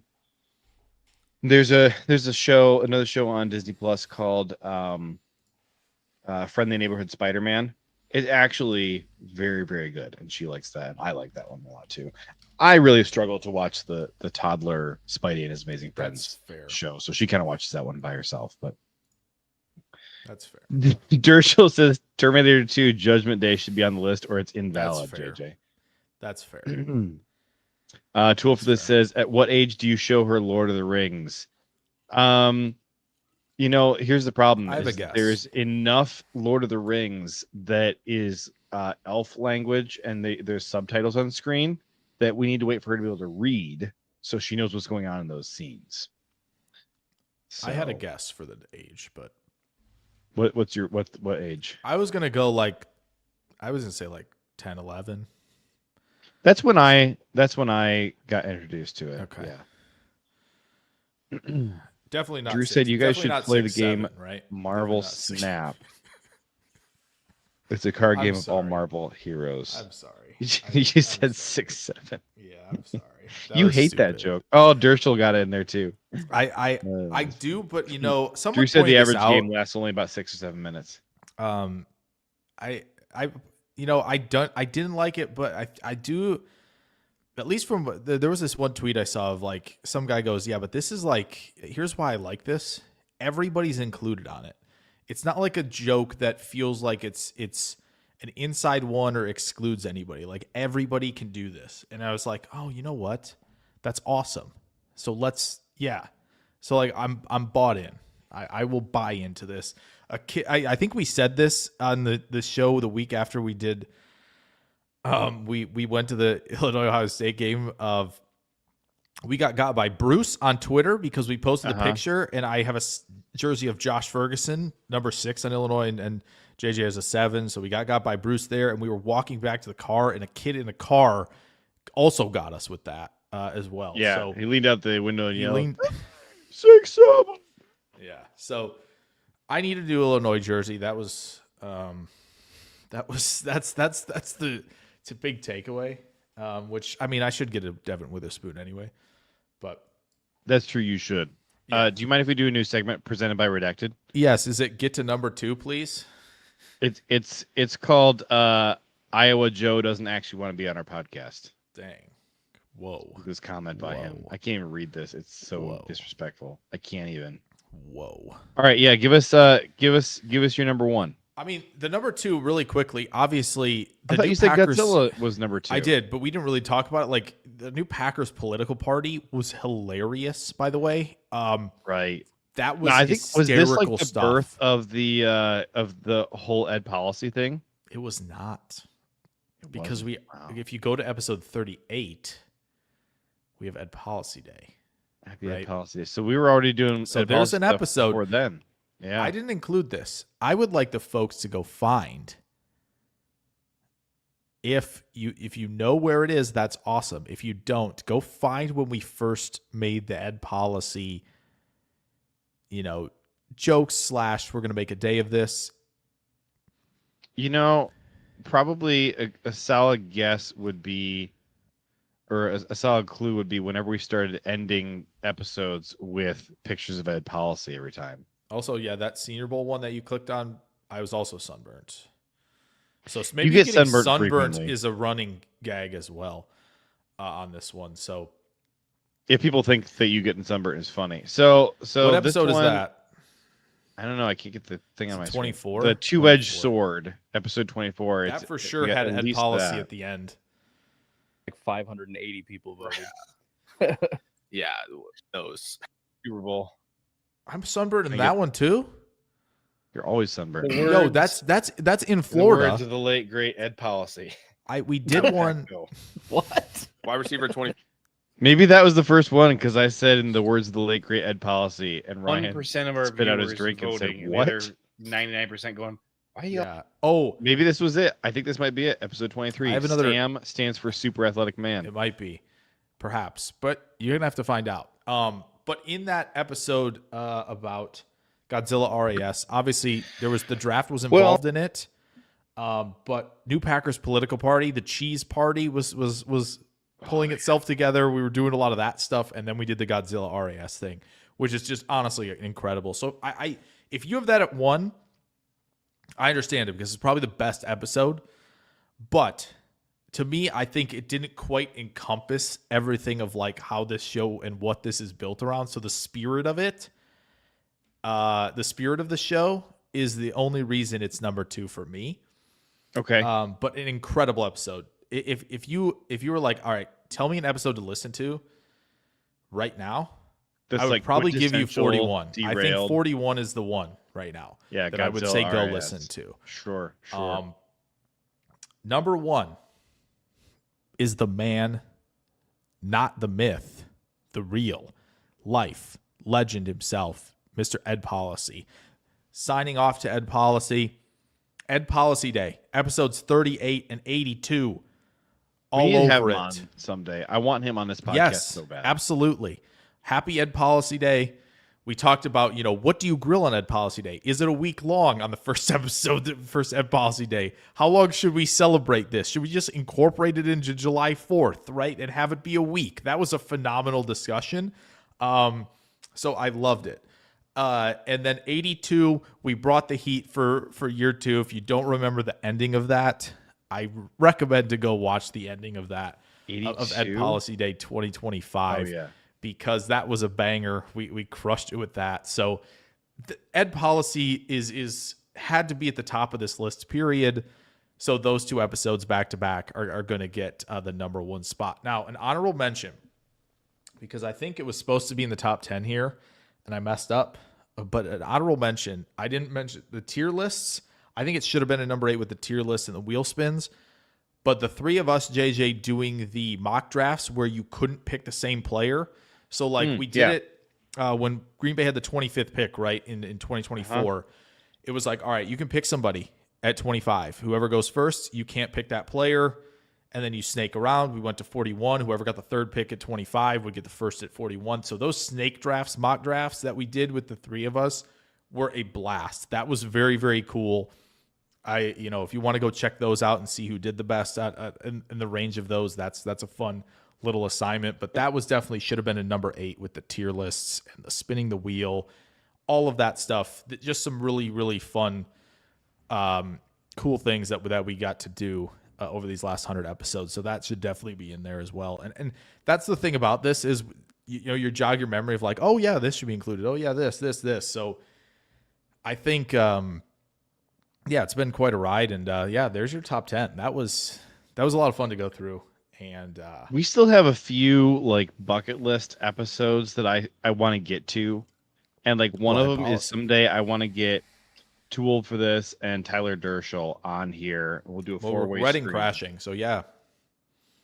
When we go crash Dershel's wedding, we may have to do that. Mrs. Dershel is going to be absolutely livid that we are stealing him away in the middle of his wedding. 2026 for me will definitely be wedding season.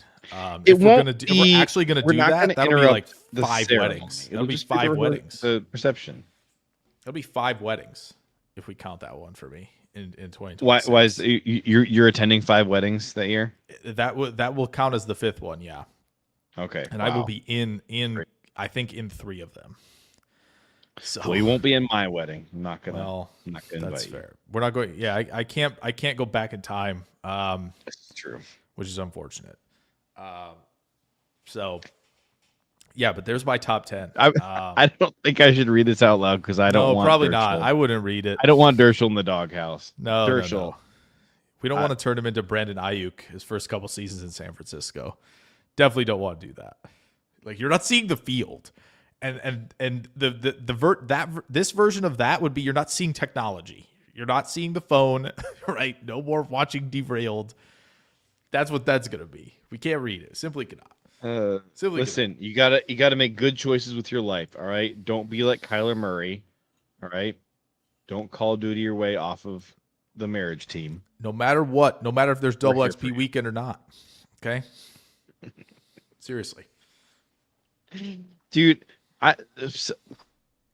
Imagine trying to tell somebody who was like completely out of the loop that people were measuring Kyler Murray's production output and correlating it to Call of Duty double XP weekends, and it was like irrefutable proof.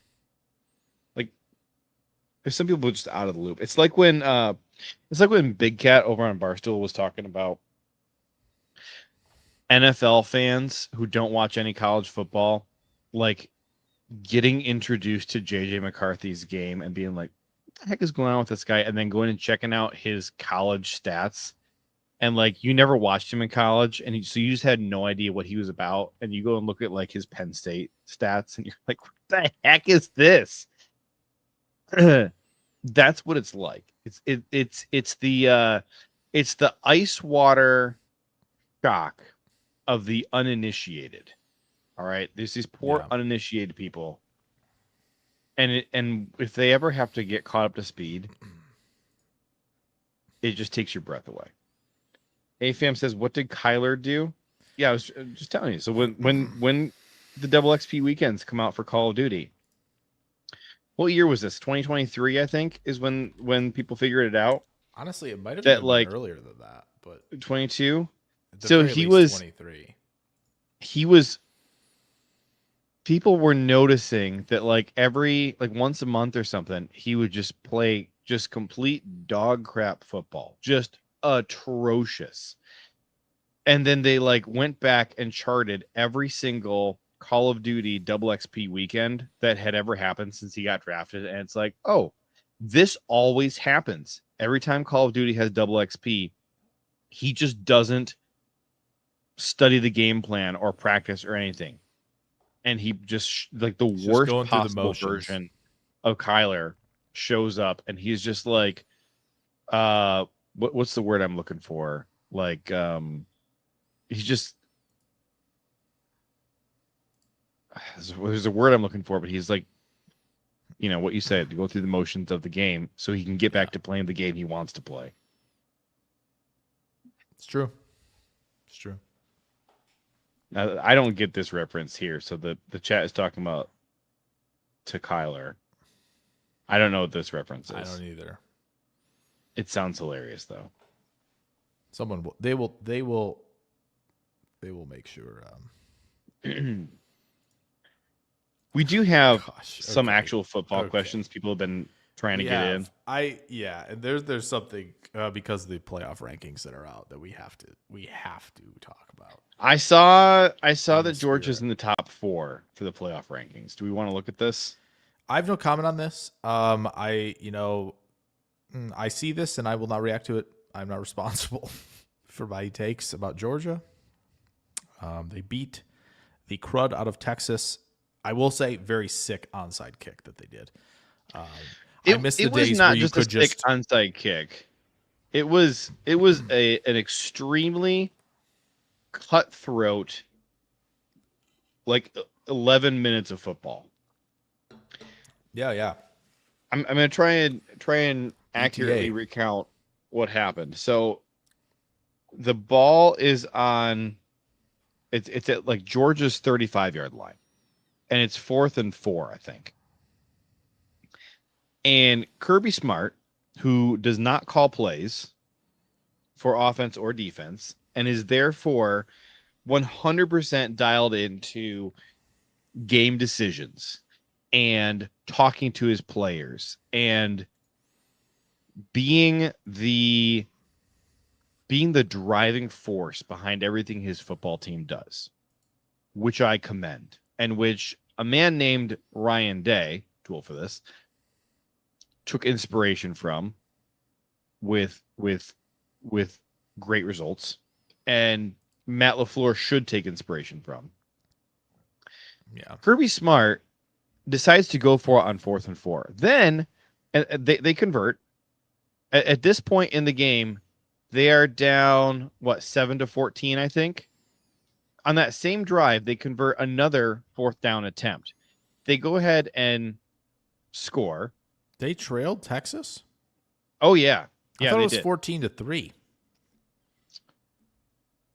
You're saying they were up 14-3? No, but this is before the half. So this is what it is. Maybe they're up 7-3. Maybe they're up 7-3. Okay. They're up 7-3. Texas, yes, that's forces the 4th down and Georgia's on their own 35-yard line. They go for it. Just absolute madman mentality. Yeah. Because Kirby Smart absolutely understands Sark, the coach of Texas, and understands how to completely demoralize and shred him. Tuova that says Ryan Day should replace Steno. Ryan Day is not accepting an NFL offensive coordinator job. I can tell you that. No. If he's going to leave his current job, it would be for an NFL head coaching job. Yeah. It's true. So yeah. AFAM says Packers should hire Luke Fickell. They have a former Ohio State coach coaching their defensive coordinator job right now. They don't need another one. You want to coach defensive line? He could do that.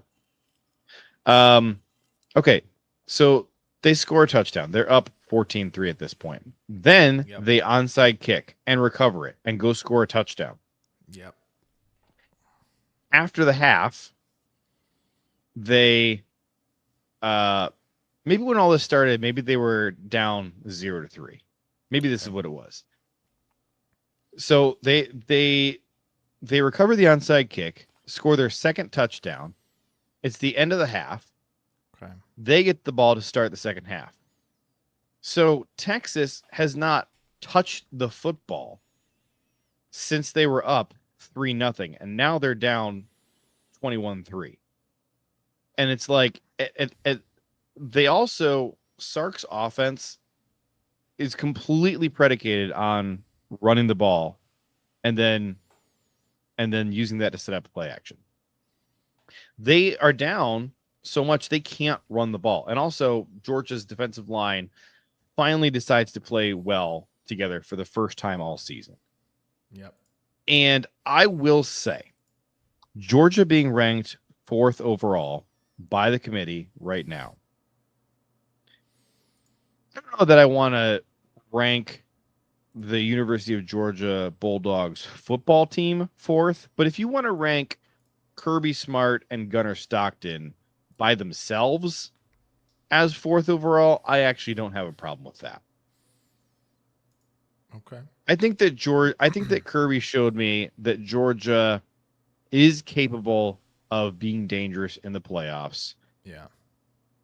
I think they're probably the only SEC team that I really feel that way about, besides like maybe A&M, but like A&M has been flirting with disaster for a month solid. Flirting is an understatement on Saturday. And not just the Holy South Carolina game, smokes. but they've been flirting with disaster for a month. Do you think Notre Dame beats them if they played again? I think right now Notre Dame is the 3rd best team in the country. Wow. You and I had similar conversations about this a year ago. You recall this, that I was saying that Notre Dame was playing like the best or 2nd best team in the country. Yeah. And that was a difficult conversation to involve you, a noted Notre Dame hater, in that conversation. Yes. But they made a nice deep playoff push and knocked off some really good teams along the way. And so I feel pretty vindicated with that take last year. And I'll just say again, they certainly have their flaws. I think their passing game is not excellent, right? Yeah. But give them the right draw in the playoffs, I think they could go far. And I think that they are playing some of the most sound football of anybody. There's not a lot of teams in the country that you look at and see them just handling their business week after week. Ohio State has been doing that. Notre Dame has been doing that the last 7 weeks. And Indiana is obviously doing that. Actually, no, I take that back. Indiana is good. I'm not going to say Indiana is handling their business week after week. That's not true. They tried to lose a couple of those games. Notre Dame has not tried to lose any games. Ohio State has not tried to lose any of those games. I would say a couple other teams that I would say are potentially very dangerous, like Texas Tech. I'll say as an Ohio State fan, I do not want to draw Texas Tech in the playoffs. That's not a matchup that I would be licking my chops for. Give me like Ole Miss or Alabama. Give me Alabama. That one-dimensional offense that cannot run the ball to save their lives. Mediocre defense. Give me Bama. Okay. Oh, let me guess. This Where's is what our Texas Tech? current thing looks Notre like. Dame, Notre Dame in the 9, potentially playing Ohio State in the 2nd round if they win. Mm-hmm. So I kind of like this on the Ohio State side. You got Texas Tech against Georgia. I probably like Texas Tech in that, but again, Georgia, very veteran team, excellent quarterback, who's a coach that just has a really good feel for navigating games like that. I think that would be maybe one of the most exciting games in the quarterfinals. Ole Miss, Miami, miss me with that. Two teams that I don't want to watch in the playoffs because they are. Do you have good, one of them has to advance? Unfortunately, do you have a preferred ACC team instead of Miami? Georgia Tech would be more fun than Miami. I mean, obviously, here's the thing: like Miami fans would hate me for saying that, but Miami should not be. They don't watch our show. Miami is Ruben Bain and nobody else. There's nobody else on that team. Mauanoa, offensive line. They have two. You know what? Maybe Ruben Bain can play quarterback. Well, behind Mauanoa. They haven't thought about. And then this. they would actually have a functional offense. It's a shame because actually, like their freshman, Malachi Toney, has thrown the ball for them with trick plays. Like maybe he should just be QB and doing a lot of other stuff. Their running backs are pretty good, but yeah, Beck kind of who we thought he was. Alabama, I've always Oregon been such a would Carson be Beck sick. hater. Alabama, Oregon's a sick game. Alabama, Oregon. Give me Oregon all day. Alabama and Autzen would be so cool. That would be so cool. So here's the other. I would love this match. Kalen DeBoer as the head coach of Alabama. Where is he from? Washington. I would love to see Caleb DeBoer go up against Oregon. Please give Alabama me this one. is Please not prepared to go to Outson and please give me this play game. in those. Give us a rainy game, something like that. Oh my gosh, could you manage if there's rain or wind or something? I think it will be. It's December. I bet it rains. Like Oregon can run it with the best of them in this country. Plus, and Bama cannot gain a yard. Nobody cares about this, but literally really cool underrated storyline. If this stayed like this, the 3 top draft eligible quarterbacks amongst consensus in one little pod here: Simpson, Moore, Mendoza, all in the same pod. Yep. Who emerges from the pod? That the people will have a field day with that. Here's the other thing, which is really cool. There's a solid chance that, and this is not me making a comment on who I like out of that pod, but just looking at college football history, solid chance that whoever does the worst in that pod ends up being the best NFL quarterback. It's just kind of that would be pretty consistent with football history. Yeah, who makes the run? Yeah. Yeah, but look at that third pod there: Miami, Ole Miss, and Texas A&M. That pod. That is disgusting. That pod stinks. This is like last year we did a worst case scenario bracket and came up with how the most disgusting matchup of all time could happen, and thankfully it didn't play out like that. But this, not too far off. Notre Dame, Oklahoma would be a lot of fun. Rock Two fight actually vibes, good teams. Rock fight vibes, but in the best way with how they can play defense. I would love to see that. Can Mateer stay in a pocket for once? That would be an interesting question to see on a playoff atmosphere. Notre Dame going to Norman would be pretty cool. On top of the hard thing too is for people who have not been watching Oklahoma closely, first half of the season, Mateer before the injury, one player.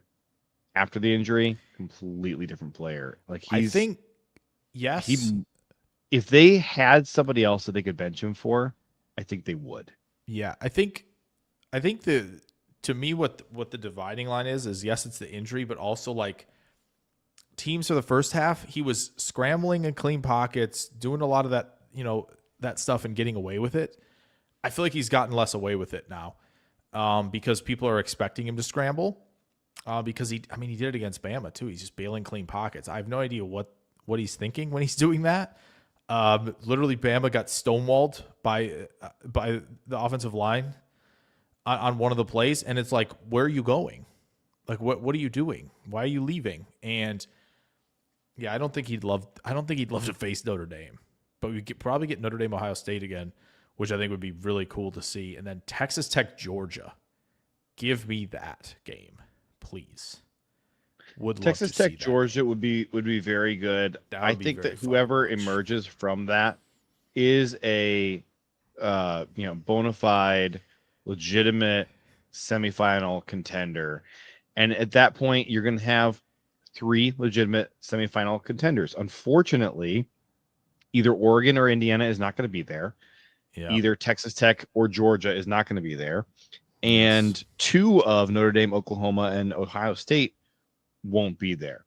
And instead, we have to sit there and watch A&M, Ole Miss, or Miami take up one of those spots, which is just disgusting. I don't think A&M, Ole Miss would be like a track meet, an absolute track meet. Take the over. Well, the SEC also doesn't play defense anymore, so yeah. Yeah, if by the way, there's a way Texas Tech, Oklahoma, Ole Miss, Bama all win, red in the final 8. Look at our top 5 of the CFP rankings. Red. 5 red teams in a row. We were laughing. Ole Miss, they got red in the name. It would be all red if those 4 moved. Imagine essentially. So it's crazy. Just for the colors, imagine if we could get Oklahoma and Bama as well. Really, all you have to do is just find a way to swap Bama and Oregon, and then you have 8 red teams in a row. But yeah, pretty interesting. Yeah. So, and then there's one more thing. One more thing. We derailed ourselves a little bit. Tool for this is nobody's beating UConn. It's absolutely true that UConn is not going to lose in the playoffs. Joe Fagnano Super good. What a Their name. QB. Fagnano. And then Skylar Bell.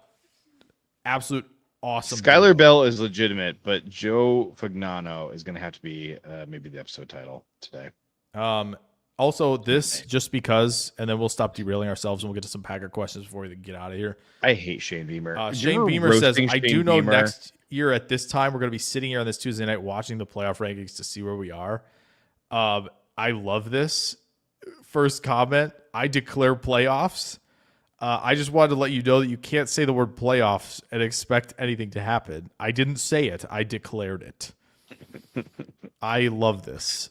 I love this. That was I had to share this since we were going to talk about it. That is so funny. You just gave up a 30-3 lead and lost. Like, what are we doing here? You sure about that? So, anyway, good stuff. I got a good one for you. So did you see? I'm trying to share this. Did you see? So we're gonna get to that question. Also, I started. Here we go. So right before the game boy. at home against South Carolina, Texas A&M puts this tweet out about the fact that the national championship trophy is visiting their campus for that game, and they're acting all smug about it. And like, by the time most people saw this tweet, they were already down 3-3, and so obviously people are just roasting them mercilessly. So the top comment from a Hoosiers account: "Don't bring this thing anywhere near Bloomington, Indiana." And I immediately replied and I said, "Don't worry, this trophy is never visiting Bloomington, Indiana." Jeez Louise, dude. What a self-own. Don't bring the national championship trophy anywhere near my school. Oh, don't worry. It will never go to your school. Wow. This is one of the worst cell phones I've ever seen somebody set up. Just absolutely brutal.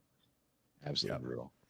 And then I had another one to JJ, show. we got to talk about this 1-2 punch here from Too Old for This. Nice Beaver. Thanks. I just had it stuffed. Oh, Beamer, not Beaver. I wasn't reading. Goodness sakes. That's Leslie Nielsen. Great Leslie 1-2 Nielsen, punch right there. Naked Gun. Great I wanted to 1-2 share punch this tweet with from you, our guy. Jake. Okay. From @Skull Smith. This is Skull Cole. Oh boy. Did you see this? This should be good.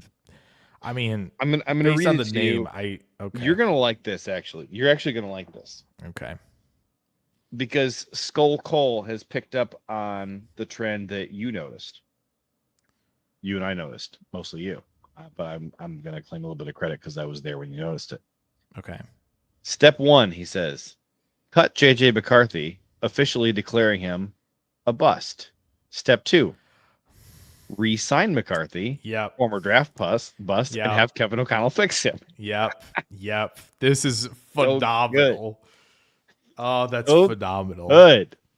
He needs to be cut to check into to fully be invested in checking into the rehabilitation center that is Minnesota.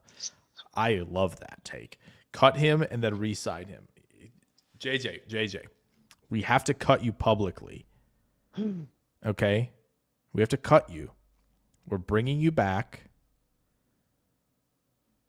Now be in can I great be shape. a real podcast co-host? Now you can be a real podcast. Now you can be what you were drafted to be, right? Like that is that's incredible. I love that. I would rather be Anthony Richardson, to be honest. If O'Connell made Anthony Richardson like an MVP candidate, then everybody would be saying like, hey, like, it'd be undeniable. Hey, Minnesota, can we cut? What we need is our QB needs to be good. You already have, like, maybe they already have a good one at this point, right? When this conversation is happening, we need to cut him. We need to send him up there for a year, okay? And then we want him back after the year so that we can move forward as a franchise. This is how Caleb Williams becomes a real quarterback. Well, we can't give that plan away. I was thinking Trevor Lawrence should go there. Liam Cohen sends Trevor Lawrence up to Minnesota, and then he comes back to Jacksonville, rehabilitated and ready to roll for them. That feels like the move that needs to be made. Pretty good. Maybe Kyler should go there. That might be honestly what happens. Kyler might actually go there. Probably will. I might actually go there. struggle to see how they're gonna keep JJ as the starter for next year because it's just and like the Vikings I know were it's talking. only been 6 games. But who was it? Yeah, but like he's never been good. That game was brutal against the Bears. The Bears are not a good defense either. Bears not a good defense. Should have been a get right game for him. Period. Should have been like, all right, I'm taking the steps. Like this should be an easy little pillow fluff thing. This should be like what Bryce Young does to the Falcons every time they play. Like seriously, Bryce Young owns the Falcons. This should be McCarthy. Like, okay, I came back in that game against the Bears week 1. This defense isn't good. I should own this defense, and he didn't do it until the 4th quarter, which was hilarious. I'm sitting there next to my dad. I'm like, at 16-3, this is when McCarthy turns it on. They're gonna take the lead this game. Sure enough, they did. Also, a pretty brutal game from both guys. Caleb, to Caleb's credit, DJ Moore, I don't know what the heck he was doing out there catching the football. He dropped one and then caught it between his legs on one of the throws. So, like, not absolving Caleb of guilt because he missed guys, like, clearly wide as well. But, like, DJ Moore also did not help him. Oh, it was the game with, if you look at, like, RBDSM, where they do the QB stats and all that, the EPA plays, and they do the box scores, like, it was as bad as it looked from that standpoint. Your appetite for talking about crappy teams is far greater than mine. Yeah. Oh, well, yeah, that's a good one.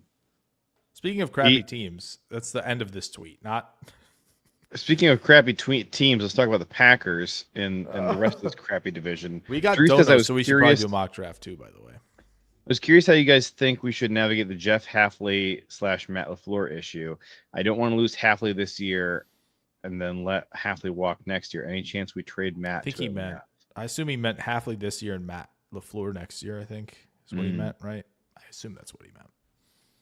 I mean, this is like a whole podcast topic in itself. Is like, you know, where are you on Matt LaFleur? And I think I have actually settled on where I'm at on. Have you? Matt LaFleur it should be a teaser for next week.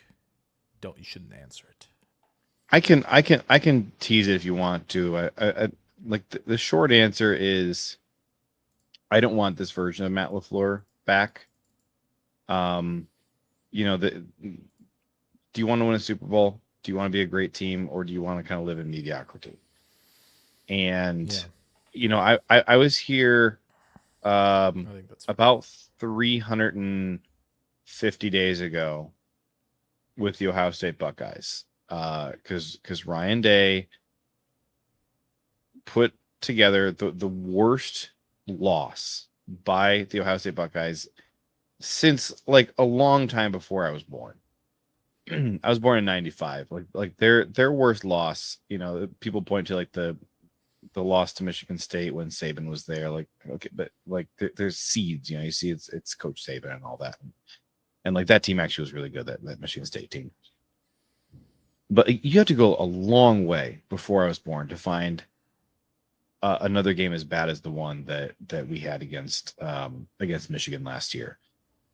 And I was like firmly in the camp of like, I do not want, like, Ryan Day can't come back. I said there is one path to him coming back. He has to go win the Natty this year. He has to go do it right now because, like, even just making an appearance in the national championship game is not going to save his job. He has to be a new coach. He has to do things differently and stop slamming his fingers in the car door over and over and over again. Freaking Matt LaFleur, after this Giants game, a reporter asks him about the tight end snap counts. Because, like, hey, we all looked at the snap counts and saw that Luke Musgrave had the fewest snaps at tight end of the entire room. And we all thought, hey, that makes sense because he fumbled twice. And then there's a deep pass that Jordan Love completes that, like, frankly, should have been called back to an illegal block in the back by Musgrave after he let a guy get through. Like, the dude sucks butt. On every single snap he's out there, he's worthless as a football player. Sure, he's a great human being. I want him off this football team. So we all think, gosh, makes sense that he played the least number of snaps because he sucks. Matt LaFleur goes, oh, wow, I didn't realize that he played so few snaps. We're going to have to change that because we want him out there. This version of Matt LaFleur needs to go. We can either fire him or preferably he can have a come to Jesus moment and realize that loyalty to crappy players and crappy coaches is bad for the team. Being his own offensive coordinator and not hiring good staff who can do their jobs is bad for the team. I was having a conversation this past week with my best friend Justin, and he was talking about something going on at his church. It had to do with like volunteering and stuff, and that like he had been in like this leadership position where he felt like, you know, he was being asked to go get people to come help with some stuff, and like people didn't want to come help with it, and then the like made some changes and swapped it around so that the lead pastor was the one who was going and asking people to come volunteer for stuff. And it's like there's a big difference between having the lead pastor or the CEO or the head coach of an organization being the person doing the relationship building and just making decisions and making connections and recognizing, hey, here's where my attention needs to be right now. And then the difference between that and having that central leadership person just doing grunt work. Can they do the grunt work better than everybody else? Probably, because they're super competent. Is that a horrible use of their time and energy? Yes, because you know what job is not being done? The job of leading all the people. So there's my answer. I would be okay with firing Matt LaFleur at the end of the season because the version of Matt LaFleur that we have, that we've seen for a few years, is not good enough. I believe absolutely that he has it within himself to be the best coach in the NFL. He has the talents and the skill set and the intelligence and the sharp, crafty brain to be that guy. And he's choosing not to do it right now. And you know what? If we have to fire him and let him learn a hard lesson and go be the best coach in the NFL for somebody else, that's going to suck. But I'm going to be okay with that because at a certain point, we are just enabling him to keep being a crappy version of himself. And therefore, to make us as a football team a crappy version of ourselves. Are the Packers going to get back on track short term? Yes. I think it's completely plausible that they drop a game here to the Vikings this week because they're still figuring some stuff out, still having some issues here or there, and then they kind of put things together after that loss. Completely plausible that's how this plays out. I think they're going to be playing some quality football down the stretch. I don't super care unless that's going to lead to a Super Bowl for this year because them playing well down the stretch and looking good down the stretch doesn't tell us jack about what they're going to do next year and the year after that and what kind of a coaching job Matt LaFleur is going to do because he is not changing anything. When he came to his press conference this past week before the Giants game and the beat is all asking him, you know, like, hey, you know, what's the plan? He's like, you know what? We're going to keep doing what we're doing and hope it starts working. It's like, you know what? That is not the recipe to actually solving your problems and being good long-term and preventing these same problems from popping up again and again and again. When was the last time we saw a new problem with the Packers? It's always like whack-a-mole with the same few problems. And then like sometimes it comes to a head where you have all the same problems at the same time. And that's when things really implode. But like what lessons is Matt LaFleur learning? You know, go back and talk to 2022 or 2023 Matt LaFleur and like compare him to now. Like what lessons has he actually learned? I don't think he's learned a darn thing. He's doing the same thing that he's been doing. Making the same kinds of mistakes. Like, okay, he hired a good defensive coordinator and like invested a lot of effort and resources into bringing in a bunch of great position coaches on the defense. That's great. Let's do it for the offense as well. Let's get a real special teams coordinator in here. Let's have Matt LaFleur look at how guys like Sean McVay and Kirby Smart are doing business and being CEO head coaches. Yeah. Learn something. There you go.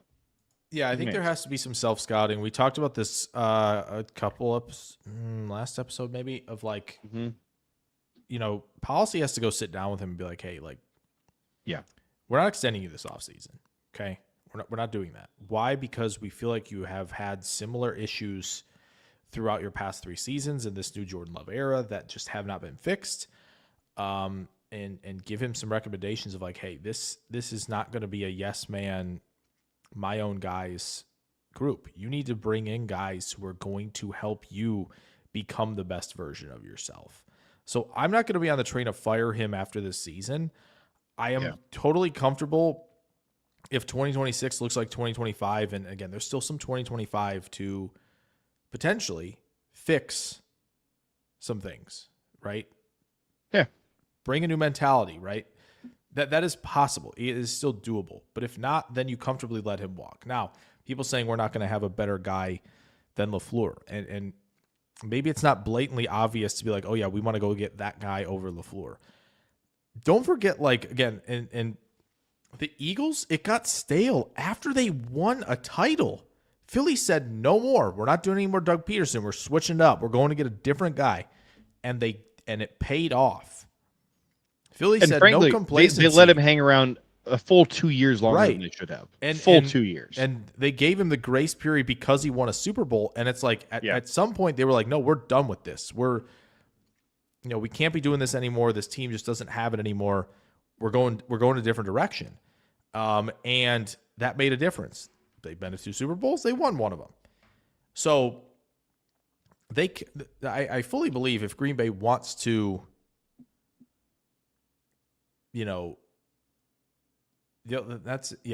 policy not saying he wants a lame duck coach is interesting because, that could mean, it doesn't mean fire. Could mean trade, right?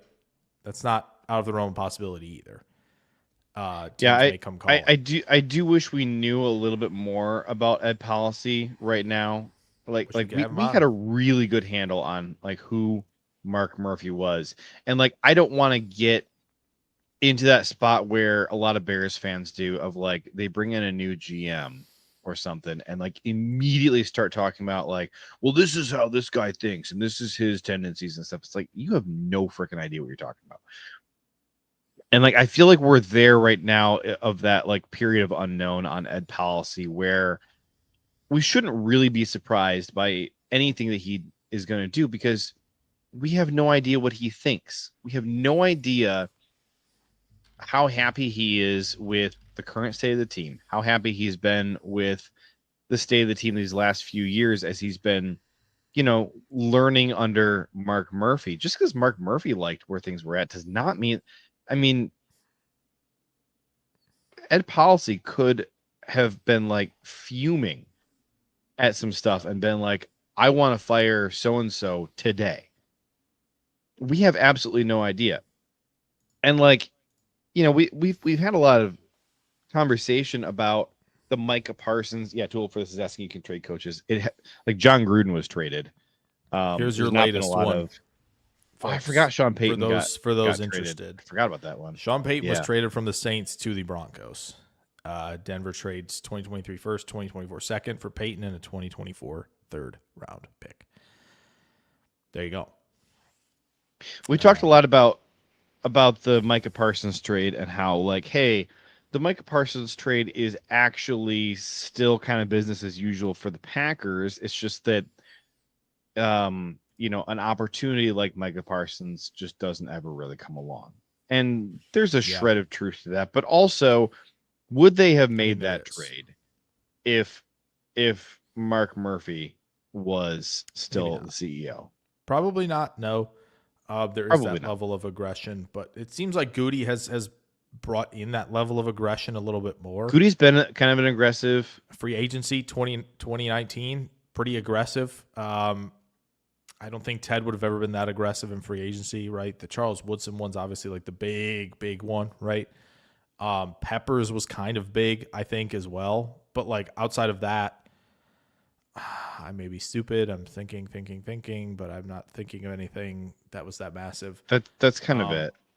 I mean, Brett Favre. So like, yeah, the trade. It wasn't Ted Thompson, but so I mean that was a huge trade. Like they gave up a first round obviously pick Reggie for White a former well, second if you want to rounder. throw that in there. Reggie would be the other one then, right, in the 90s. So, like, there are those major moves. Woodson was obviously the big fish.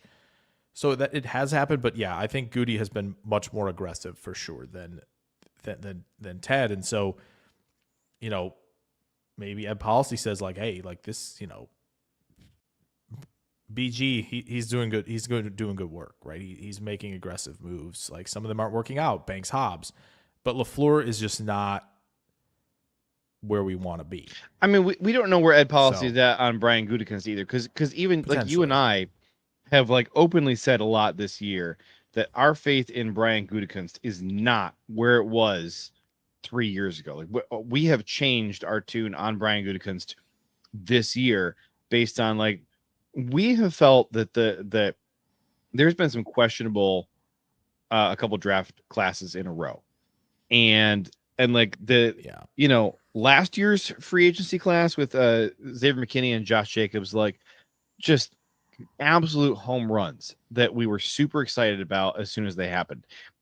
And how many episodes did we do this spring talking about like, okay, a little bit more help me see the vision with Aaron Banks and Nate Hobbs. Like, help me see how these are not horrific moves, not just like mid, but like potentially awful.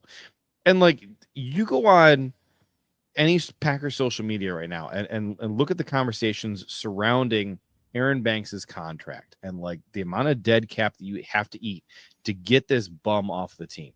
Like he has been awful for us so far in this season. And granted, there's been injury problems for him and for Nate Hobbs. Are both of them playing a lot worse because of injury? Probably. But like remove the injury factor. Do you go from like this level of bad to good, or do you just go from this level of bad to average? Because we are way overpaying for average if that's what we're actually going to get out of these guys. For sure. Yeah.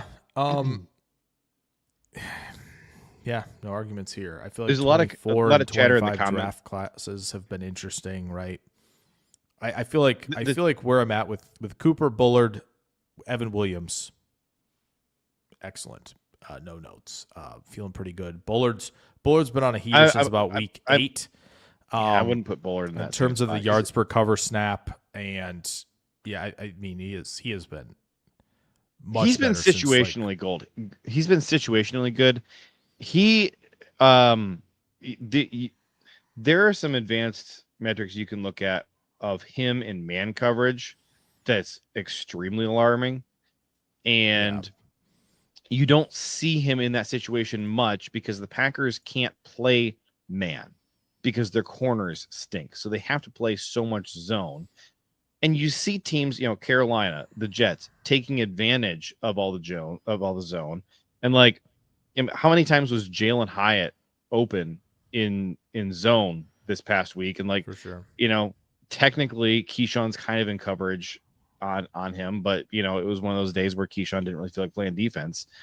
Like there's always a tight end open, always, because we're forced to play so much zone. And when we tight end eraser is on our team, by the way, it'd be nice if we could have him. You know, tight end erasers on this team. Afford to have him. Pretty sure he's on the team. Just saying. You want your diet version of Emin Wari? I'm pretty sure we have him. Pretty sure we have him. How would you fix the secondary problems that we've seen? What would your ideal solution? No, in 2025, like so we can win a Super Bowl this year. Punt, blitz. That's what I'm going to say. From a member of the Titans, you blitz all night. Okay, speed up the process all night. I'm saying you have to be able. You have to be able to play man when the situation calls for it. Sure, and we can't right now. We can't. Yep. And like Gutekunst has made it clear, like help ain't coming at corner. Bo Melton's not even in the cornerback room anymore because we've had so many injuries at wide receiver and tight end. At some point, next man up is going to be Kamal Hadden. God help us all when we get to that point. Yeah. But right now, like it's Valentine and Nixon, and then we're playing as much safety as we can, and it's all zone. And like eventually, you have to think Nate Hobbs is going to get healthy, and then can come out and be at least average, and that would be huge. And maybe we can play some man at that point. But I would still want to see him in the slot. And like, I don't think Keisean can play man. I mean, I don't know. Keyshawn's better in man than he is in zone, but that's not saying much. Yeah. Yeah. Iowa Joe says, I'm having PTSD of Ladarius Gunter chasing Julio Jones all over the field. Yeah. Dershel says, remember when we had no safeties and now we were flush with them? I mean, it is something that we basically hit 3 for 3 on safeties, like, relative to where they were drafted in that class, and brought in Xavier, McKinney. Yeah, that was good. We got Goose in the chat here. Been a long time. Says, oh shoot, I forgot. Was caught up with destroying the water in POT. Is POT? We need one more corner without a doubt. I don't know what POT is. Pot. The way you capitalize it stands for something. I'm sorry. Destroying the water in Pacific of Time. Path of Titans, he said. Sounds like a fun game. Toolfist says, I wish we gave the cornerback whisperer an established quarterback. We did, Carrington Valentine. It's true. Drew says we are definitely missing Kenny Clark. We need another defensive tackle. Sounds like a mock draft to me. Kenny wasn't the answer, is the thing. Like we need another defensive tackle, and that's why we spent all spring when Kenny Clark was on the team ranting about we need to cut Kenny Clark and we need to add a defensive tackle so that we have a defensive tackle. Yeah. So then the Dallas Cowboys actually wanted Kenny Clark, so that was cool. But we're still in a situation where we need another defensive tackle. I do still wonder. Got Quinn and Williams.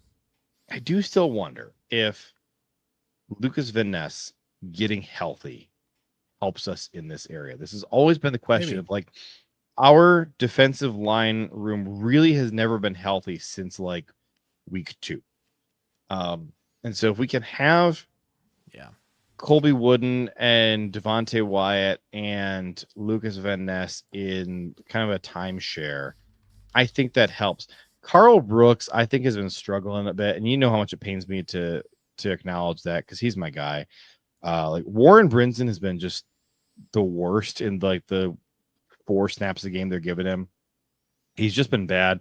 Colby Wooden, unfortunately, kind of coming down to earth a bit. Like his last good game was like the Arizona game. He's kind of really struggled ever since then. And that was like halfway through the portion of the season that we've been, that we've completed so far. Like it's been a while since he's been any good. And so like, it's kind of Devontae Wyatt or bust. And, a lot of people have highlighted the struggles that Devontae had this past week.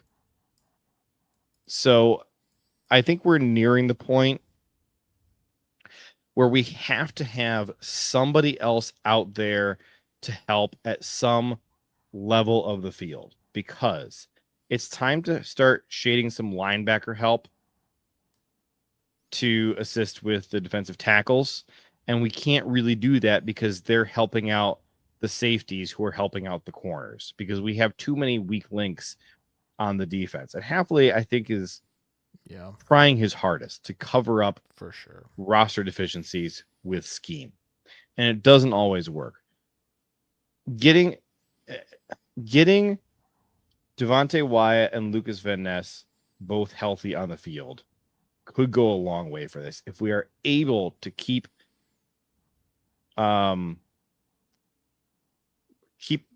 playing fundamental 4-down fronts without having to bring those linebackers forward, I think is going to be kind of key to sustaining defensive production through the playoffs. Yeah. I don't know that there's other help coming at safety or linebacker. You know, the spots we could get some help, I think, are like Lukas Van Ness, and or Nate Hobbs. Like the one or both of those guys getting healthy enough to be contributors. That is probably where like a fix for this is coming. And I'm just not sure. Like, do you have another theory of like where help could come from? Like, I just don't know who else is even has the body type to help out in one of the two areas that we really need it. I don't think so. I think that's pretty much where it's gonna have to come from. Like, I don't wish I had something more, but that's like kind of pie in the sky. Maybe like Warren Brinson or Stackhouse Sure. are contributors. Sure. Neither one of them are really getting any kind of meaningful snaps. Brinson's Twitter game fuels his rise here because that was a great tweet this week. So PFF really liked what Stackhouse did. I didn't so much on my rewatch, but you know, who am I? Did you have any thoughts on Stackhouse? Did you actually watch him closely enough to have any thoughts on him? No, I have not. Been busy on these year 2 retrospectives right now for our check-ins for our safeties and Mr. Edge Cooper. So Joe says Brenton Cox. I don't know that, like, I feel like edge depth is where we're at right now. It's more like edge versatility. And when you think of versatile edge guys, the number one name that you immediately jump to is not even Lukas Van Ness. It's Carl Brooks. Carl Brooks is like such a tweener, and he can be successful at defensive end. And they want him to be successful at defensive tackle. And like, does he have the body to play more on the inside for us? Yeah. So far his body of work is indicating that he's just not really big enough to stay inside. It's, you know, when you look at the big boys that we have available to us, it's Wyatt and Van Ness and Brooks and Brinson and Stackhouse. And like, that's, am I missing anybody? I think that's it. Yeah, it wouldn't. But like, yeah, I mean, Drew says James Esther. I've just never had eyeballs on James Esther, so I can't. Maybe. I couldn't speak to it. I have no idea. Yeah. Joe says if Cox comes back, it would allow LVN to move inside more. I mean, but like, we don't have LVN out there on the edge right now, and we're surviving on the edge. So we have enough guys to play off the edge. You got Sorrell and Kingsley. Like, there's plenty of rotational depth to survive at the edge. And like, does Rashan need to play better? Absolutely, Rashan needs to play better. But like, we already don't have Van Ness on the edge. I don't think that when Van Ness comes back, like, he has to play on the edge, because we already don't have him on the edge, and that's not where our problems are. Problems are on the interior. It's true. Van Ness has the size and the experience to play on the interior. I think that he kind of needs to be doing that. Yeah. It's possible. Or you get help on the back end. And like, the only spot I can see that coming is Nate Hobbs getting healthy and being like much better when healthy than he's been all year. And like, that could happen, but I never liked the Nate Hobbs signing because I never thought he was good in Vegas. But like, getting the best Vegas version of Nate Hobbs out there and playing him in the slot, sure, that helps a bit. It lets us move our linebackers up a bit, and then that changes the conversation on the interior. So, maybe that is the answer. It might really be the answer. That's probably plan A. Like getting Hobbs healthy and putting him in the slot, I'm sure is higher on the list of plans that Hafley and company have for this defense than moving Van Ness inside. I'm sure it is. It probably is a better idea, but also, you're beholden to his health. Yeah. Goose says, do you think our linebackers and DBs need to do a better job in the run game? The lack of tackling was killing me Sunday. I mean, they're atrocious in the run game. Like Edger and Cooper had a couple nice plays where he was sniffing some guys out. Also missed a couple tackles. Like Quay and McKinney are like easily, I think, the most solid guys in the back seven when it comes to run defense. And like, okay, in theory, Nate Hobbs is that too. Okay, well, get healthy and we can put you out there. Like, until you're healthy, we've seen how bad he is when he's not healthy. So let's just not fart around with that experiment anymore until he's fully healthy. Bullard's got some potential in run defense. Yeah. Drew said the defense doesn't need that much improvement. In fact, if we didn't miss a field goal, we'd be undefeated. But like, okay, then don't talk about football. Like there are holes and flaws in the defense that will be exploited by better teams. They've been exploited by awful teams. They will be exploited by elite teams when we get to the playoffs. I don't really want to play the Seahawks and be forced to only play zone because we don't have the ability to do anything but that, right? The Seahawks, I feel like, are going to be interesting because they haven't run the ball well, even when they're in heavy personnel. Well, their running backs have been like the furthest thing from healthy that you'll ever see. I mean, it's like their offensive line can run block. Yeah. They don't have any healthy running backs. I mean, I guess if Charbonnet and Walker have been banged up all year and nicked up, they have for the most part. But like, I just don't feel like Walker sees things very well, and Charbonnet's not explosive, and it's just like, well, that's that, and they're getting Holani in there to run. Like, I think they might draft another running back. It's gonna be wild. What about the Rams? All right, the Rams. The Rams are a phenomenal example. They can run it out. The Rams would be a tough draw in the playoffs right now. They can run out of 11 at a ridiculously good rate on top of it because Puka's essentially a tight end for them. That is a dangerous thing. They can pass out of 13. They can do pretty much everything. They've built the illusion of complexity into basically 3 different personnel groupings, which is an insane thing to do. And they have Poona Ford as their early down run defender when they can get to their new age fearsome foursome with Fisk, Kobe Turner, Jared Verse, and then Barryn Young. And Nate Landman's made plays for them. Forbes is somehow figuring it out at corner. I can't believe this. I can't believe the timeline we're living in. Kinchins at safety. Love Kinchins. Player that was written off for the most part after his combine. He's played really good this year. He's played really good football this year, by the way. It's not really being. I've told you about my theory of football names, and like Cam Kinchins is that's a name that can't way too good of a name. Bust. Yeah, that's a name that can't bust. Oh, that's what I thought of Javon Bullard too. But he's not a bust. We're seeing improvements. That's the good thing. And so, yeah, I think there is the name theory's out there. QB name theory, my goodness. Talk to me about some QB name theory. We get to some QBs this offseason, like Cade Klubnik. No. Nope. We'll be seeing you. Garrett Nussmeier. Nope. We'll be seeing you. So I would even say there 100% is that.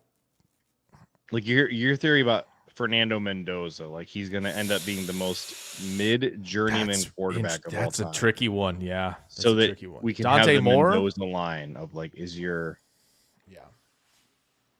I'm still undecided on Dante Moore. Dante Moore as a name. As a name. I'm undecided as a name. Great name. Drew says Darnell Savage is the exception to the name theory. Savage is the exception to the name. I mean, that's fair. That's fair. Too old for this says Shadur Sanders is a bust-proof name. For sure. You are sure. incorrect, my friend. Yeah. So I think in our final celebratory move for this pod, we got donations. Probably got to do a mock draft now. Yeah, I'm gonna need you to screen share it because I'm not sure. I'm already ready. Internet speed is ready. We're already here, ladies and gentlemen. We're here. We're simply here already. So let's get to it, shall we? Input always appreciated. We could certainly trade back if we are so inclined. Goose is already saying, give me some O-linemen. Chris Johnson's right there. Chris Johnson's going to be a tough thing to pass here in the second. And we've never taken him. Run stopper. Can we talk about Chris Johnson? Yeah, always. So, about Chris Johnson. Aztecs cornerback Chris always. Johnson. Now there are two different. Yes, one is a really good running back. He played for the Titans. And I am no, but his son is in this is in this draft class. Oh, did you know that? I did not. I was just looking at what Dallas did in this because I was interested. Okay, so they took Makai Lemon, and they took they took Keisean Sadiq. Oh yeah, so that's what I would do to fix my. The guy I'm looking at more offense. Big Chris name. Johnson Jr. plays running back for SMU. He is the son of the Chris Johnson, and I will tell you, I liked Chris Johnson Jr. and tweeted about him, and then somebody said, like, is this Chris Johnson's son? And I thought, no, there's no way. And then I went and looked him up, and I'm like, oh, this is absolutely Chris Johnson's son. So SMU, so he transferred from Miami to SMU. Okay. This year, he is averaging 6.9 yards per carry. He only has 3 touchdowns, but you may be interested to know, whoopsie, get back here, that he has a 590 elusiveness. Jeez Louise. Week 1, he had a 255. Wow. Goodness sakes. PFF thinks he's not draft eligible until 2027, but I haven't really seen their numbers. The struggle of a fall mock draft. He's estimated to be 6 foot 184, which is a weird body type for a running back. Yeah. Want to see a picture of him? Sure. If only we could, Drew, draft 2 Chris Johnsons. He's not available to pick in this. Yeah. Like, does he look like a running back to you? He looks like a cornerback. DB. Yeah, he looks like a DB. 100%. But listen, we'll take it. Elusive. If he's any bit of explosive as his dad, I'm so in. So. But I did also want to talk about the other Chris Johnson. Okay. So San Diego State. Golly, why is it so hard to 10 find? forced incompletions. Dude, there's so many Chris Johnsons. 46% completion percentage in coverage. He's got a 91.4 coverage grade from PFF so far this year. Oh, really? Yeah, he has just 1 missed tackle on the season. Oh, interesting. I love it. He does have 2 penalties. You don't have that on your That's true. on your You're fancy right. dancy chart. You're right. I don't have it. You got me there. What about this? Does your fancy dancy chart tell you how many snaps he played in the slot in his career? Yeah, 47. Yeah. Unless there was more in before 2023, right? It's 47. Yeah. I mean, he did. Here's the thing. He played in 2022. He played in 2022, and he had 8 snaps in the box, but 0 in the slot. So. Wow. And passer rating when targeted in 2025. That's insanity. That is very nice. That is significantly worse than spiking the football. We're picking him, by the way. San Diego State, Chris Johnson. Was I not supposed to do find a second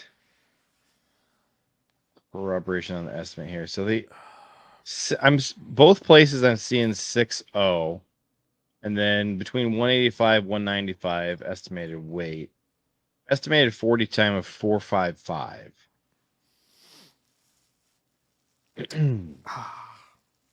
Looks like we got our next guy here. Also, very comfortable in press man off coverage, cover 3 zone, and cover 2 responsibilities across multiple alignments. Exceptional zone coverage awareness with uncanny ability to bait quarterbacks into dangerous throws before breaking on the ball. You know who in recent years did that I loved was Rasul Douglas. Loved watching him bait quarterbacks. Yeah, I like that. Again, he is skinny, and you would have to play him on the boundary for sure. Yeah. Seems like he would be a bit of a liability in defense, but we're not drafting our boundary quarters for that. Tackle Trey Zoom. Is it hot in here? Oh my gosh. Pass blocking grade of 96.9. And then look at that nice packery run blocking grade. Look at that. Is it hot in here? Goodness me. I can't. Here we go. I don't want to tackle, though. Quit looking at tackle. May I say, that's awesome. I need that. I need it. If he's there in the 3rd round. Oh, this is the 3rd round. Yeah. Did you take Chris Johnson? Did you take Chris Johnson? Yes, of course. So you got a bunch of nice tackles here, and this is where Goody's going to be looking. But here's the deal: we have 0 guards on the roster. Here's the deal: 0 guards on the roster. Isn't playing tackle in the NFL. PT Doubs. No shot. Can he play guard? What about guard? Center? Again, I feel about center. We have more options at center than we have at guard. We have 0 guards on the roster. I can't help you. The top guard on this list is a guy who hasn't played this year. Yeah, that's their top guard. This guy's played guard. Better than that. We've talked about Caden Green. This guy's played guard. This is true. He has played guard. Unless he transfers to wherever Eli Drinkowitz is coaching next year. Maybe. That's true. Tool for this is tackle. He'll be a backup right guard. That's such a true statement. Jennings Dunker is so far gone in this. PFF loves him. There he is, 44th. Wait. Go back to Jennings Dunker. Okay. Scroll down. How many snaps did he play at guard? None. Though most people think he is one. Jennings Dunker is what's the opposite of bust proof? As far as the name goes, that is that's a hit proof name. You can't hit proof. Wow. Hit proof. Jennings Dunker is absolutely a name. Unless you're a punter or a long snapper, you will not succeed in the NFL with a name like Jennings Dunker. Chulford says we need to cut the switching positions crap. Emergencies is the only reason that should happen. I mean, but when have we had guys switch positions other than emergencies? What scenarios are you talking about here? Are you specifically talking about taking college tackles and moving them to guard? Is that what you're talking about? We should pick an elite run defender. By the way. Well, I mean, we need one. I know the guy I want. He's just not going to be in the draft. Skylar Gil Harris or Gil, whatever. I don't think he's going to be in the draft. Howard. I don't think he's going to be in the draft. Why is that? He's played like 2 games. Yeah, this is not a lot of snaps. This is the 3rd time we've looked at him this year, and every time we look at him, we talk ourselves into how excited we are, and then we realize there's no way in the world he's coming out of the draft because he has round 1 potential, and yet he's going to be a day 3 pick if he comes out this year because he's played 2 games. AFib says too old, stop using text to chat.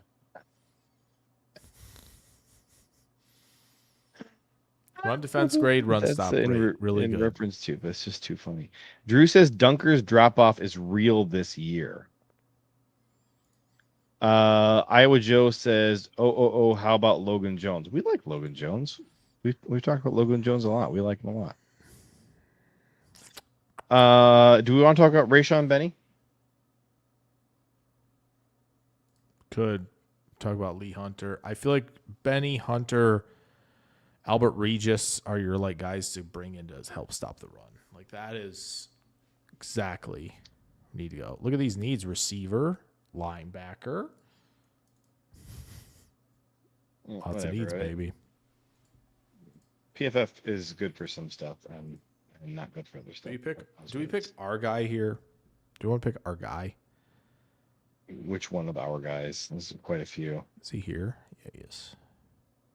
Our No, because we've taken him too many times. We got to take some new. The point of doing this is so we can talk about who the heck are we taking at about. This spot? Can we talk about Rashan Benny, please? I want to talk about him. All right, go ahead. What do you not like about Rashan Benny? He's got an M on his near his name. Well, yeah, that's always a negative. But he's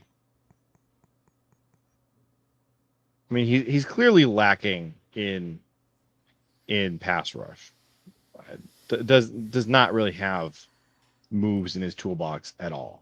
He's a straight bull rush with a high pad level, and that's it. Great run defender. Offers next to nothing from a technique standpoint in the pass rush. Do you have any concerns physically about his ability to become a good pass rusher? Honestly, I don't care.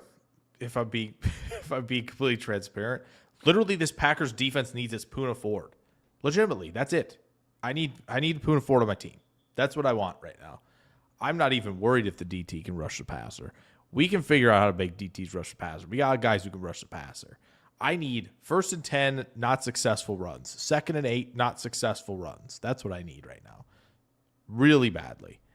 Also, we could just double down at corner here early and grab Keontae Scott and just call that good to go with the double down. It's not a bad plan. And I probably even would be fine with the player. Little slot corner. I'd rather grab a boundary corner, but he's so good that it's hard to pass. I think we have our boundary corner. Valentine. I do really struggle though. Like, as big of a need as cornerback is, like the veggies pick is trenches. We need guards so bad. We need defensive tackles so bad. Yeah. We're not going to be one of these disgusting, lethal, scary, terrifying playoff contender teams until we load up in the trenches. Like, do exactly what Detroit's doing. They continue and Philly, they continue to stock up in the middle of the trenches on both sides of the ball. That's what you need. You need incredible depth there. We don't even have starters. We have 1 defensive tackle and 0 guards. Give me a break. So as much as we do need corner, that's not the eating your veggies pick. That's the giving the fans what they want pick. Yeah. Now, Albert Regis. Can we look at who else Texas Tech has besides Skylar Gill-Howard? Listen, we know who it is. It's Lee Hunter way down here. He's got great run. Remind me about Lee Hunter. I just know that Texas Tech's D-line is just incredible. This is the run defender, 6'4", 330. This is the run defender. This is him. Don't need him anywhere else. This is the run defender right here. Interesting. Maybe this is the guy. The run defender. This could be interesting. Yeah, he is. He's definitely going to be in this draft class. Kind of your prototypical 3-tech. What? You don't think so? At 330? Absolutely not. I don't think he's. I'm seeing 320. That's still pretty. Just big still for big, a but 3-tech. That's dang big for a 3-tech. do you know where he's from? You know what town he grew up in? Nope. Let's just say he's going to be at the Senior Bowl. Wow, that's fun. That's fun. And he's a senior. How about that? How about that? What do we think? Second scouting report I read in a row here that says he doesn't play fundamentally sound and is pretty darn raw, which for a 24-year-old senior, that's hard to read. Yeah. What about Washington from Oregon? What? His name's Amari Washington. Yeah, Amari Washington, he's been picked 6'3", 330. Yeah, he's gone. He's from Detroit. Which means if we don't draft him, 41st. the Lions will. 41st Bengals. 41st what? Oh, he's going to the Bengals. Oh, Gone. first round. Or Sec- I mean, not early first round, second. but yeah. He gone. 41st pick. Player comp, Darius Alexander and Javon Dexter. Sweet.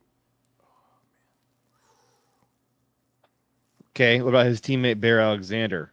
Also 6'3", but he's a lot lighter at 302. Did he get drafted yet? He has not been drafted now. Bear Alexander. This is the big time recruit pick. Yeah, IMG.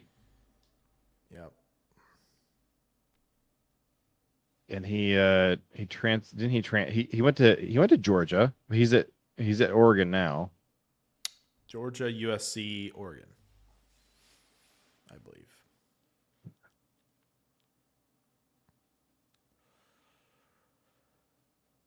I'm kind of maybe more in on this guy than some of the other ones we talked about in the last few minutes. Okay.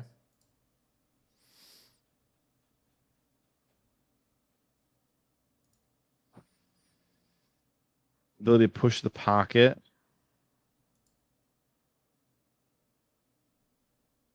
All right. I want to go find. I want to go watch the Penn State game and the Indiana game and watch Bear Alexander. Okay. Adam Huddle said Bear is a bag chaser. You know where that doesn't freaking matter at all? The NFL draft. Does it matter in college? He's going to have to be chasing a bag if he wants a second contract. I would love to have him be a bag chaser in the NFL. Mid-round pick? Gosh, I hope so. All right. Did you make our pick? I want Bear Alexander. You want him here? Who are we saying no to? QBs. Can you filter it to just DT and both both offensive sure. line categories and nothing else? Yeah. And just put all those guys on the board. Yeah, that's what we want. Okay. Pass. I'm sure one of these guys I'm going to be a big fan of later on. Caden Green. Caden Green is super tempting still, but Basantis. Basantis. Do you like Basantis? 100% fits the mold. Pass protector. 6'5", 315. That's pass protector. That's a guard. Yeah, it is. I guess Basantis or Bear, and then I'm pretty sure you can get both. 195th for Bear. Logan Yeah, you're Jones. getting both. All right, let's take Basantis here. All right. JC Davis. And I've got like 4 more minutes, and I gotta hop off. Okay. Me too. Joe says, I got you. Take Caden Proctor and make him a defensive tackle. Now that's interesting. That's a bag chaser. That's interesting. All right. Sorsby, Austin Barber. I would not say no to Kaytron Allen. I would say no to Nick Singleton, but I would not say no to Kaytron Allen here as of November 2025. Interesting. Albert Regis. I don't know anything about Albert Regis. I feel like he's a pretty dense fella from what I remember. They got some big boys up front there. And it's like 6'1", like he's like 6'1", 315, 317. Oh, that's pretty short. Stout. Yeah. Pretty stout fella. So keep scrolling down here. Call out if there's somebody you see. Lettuce. Hate this guy. Not as much as I do. Ooh. Go up and let's look at that. Ooh.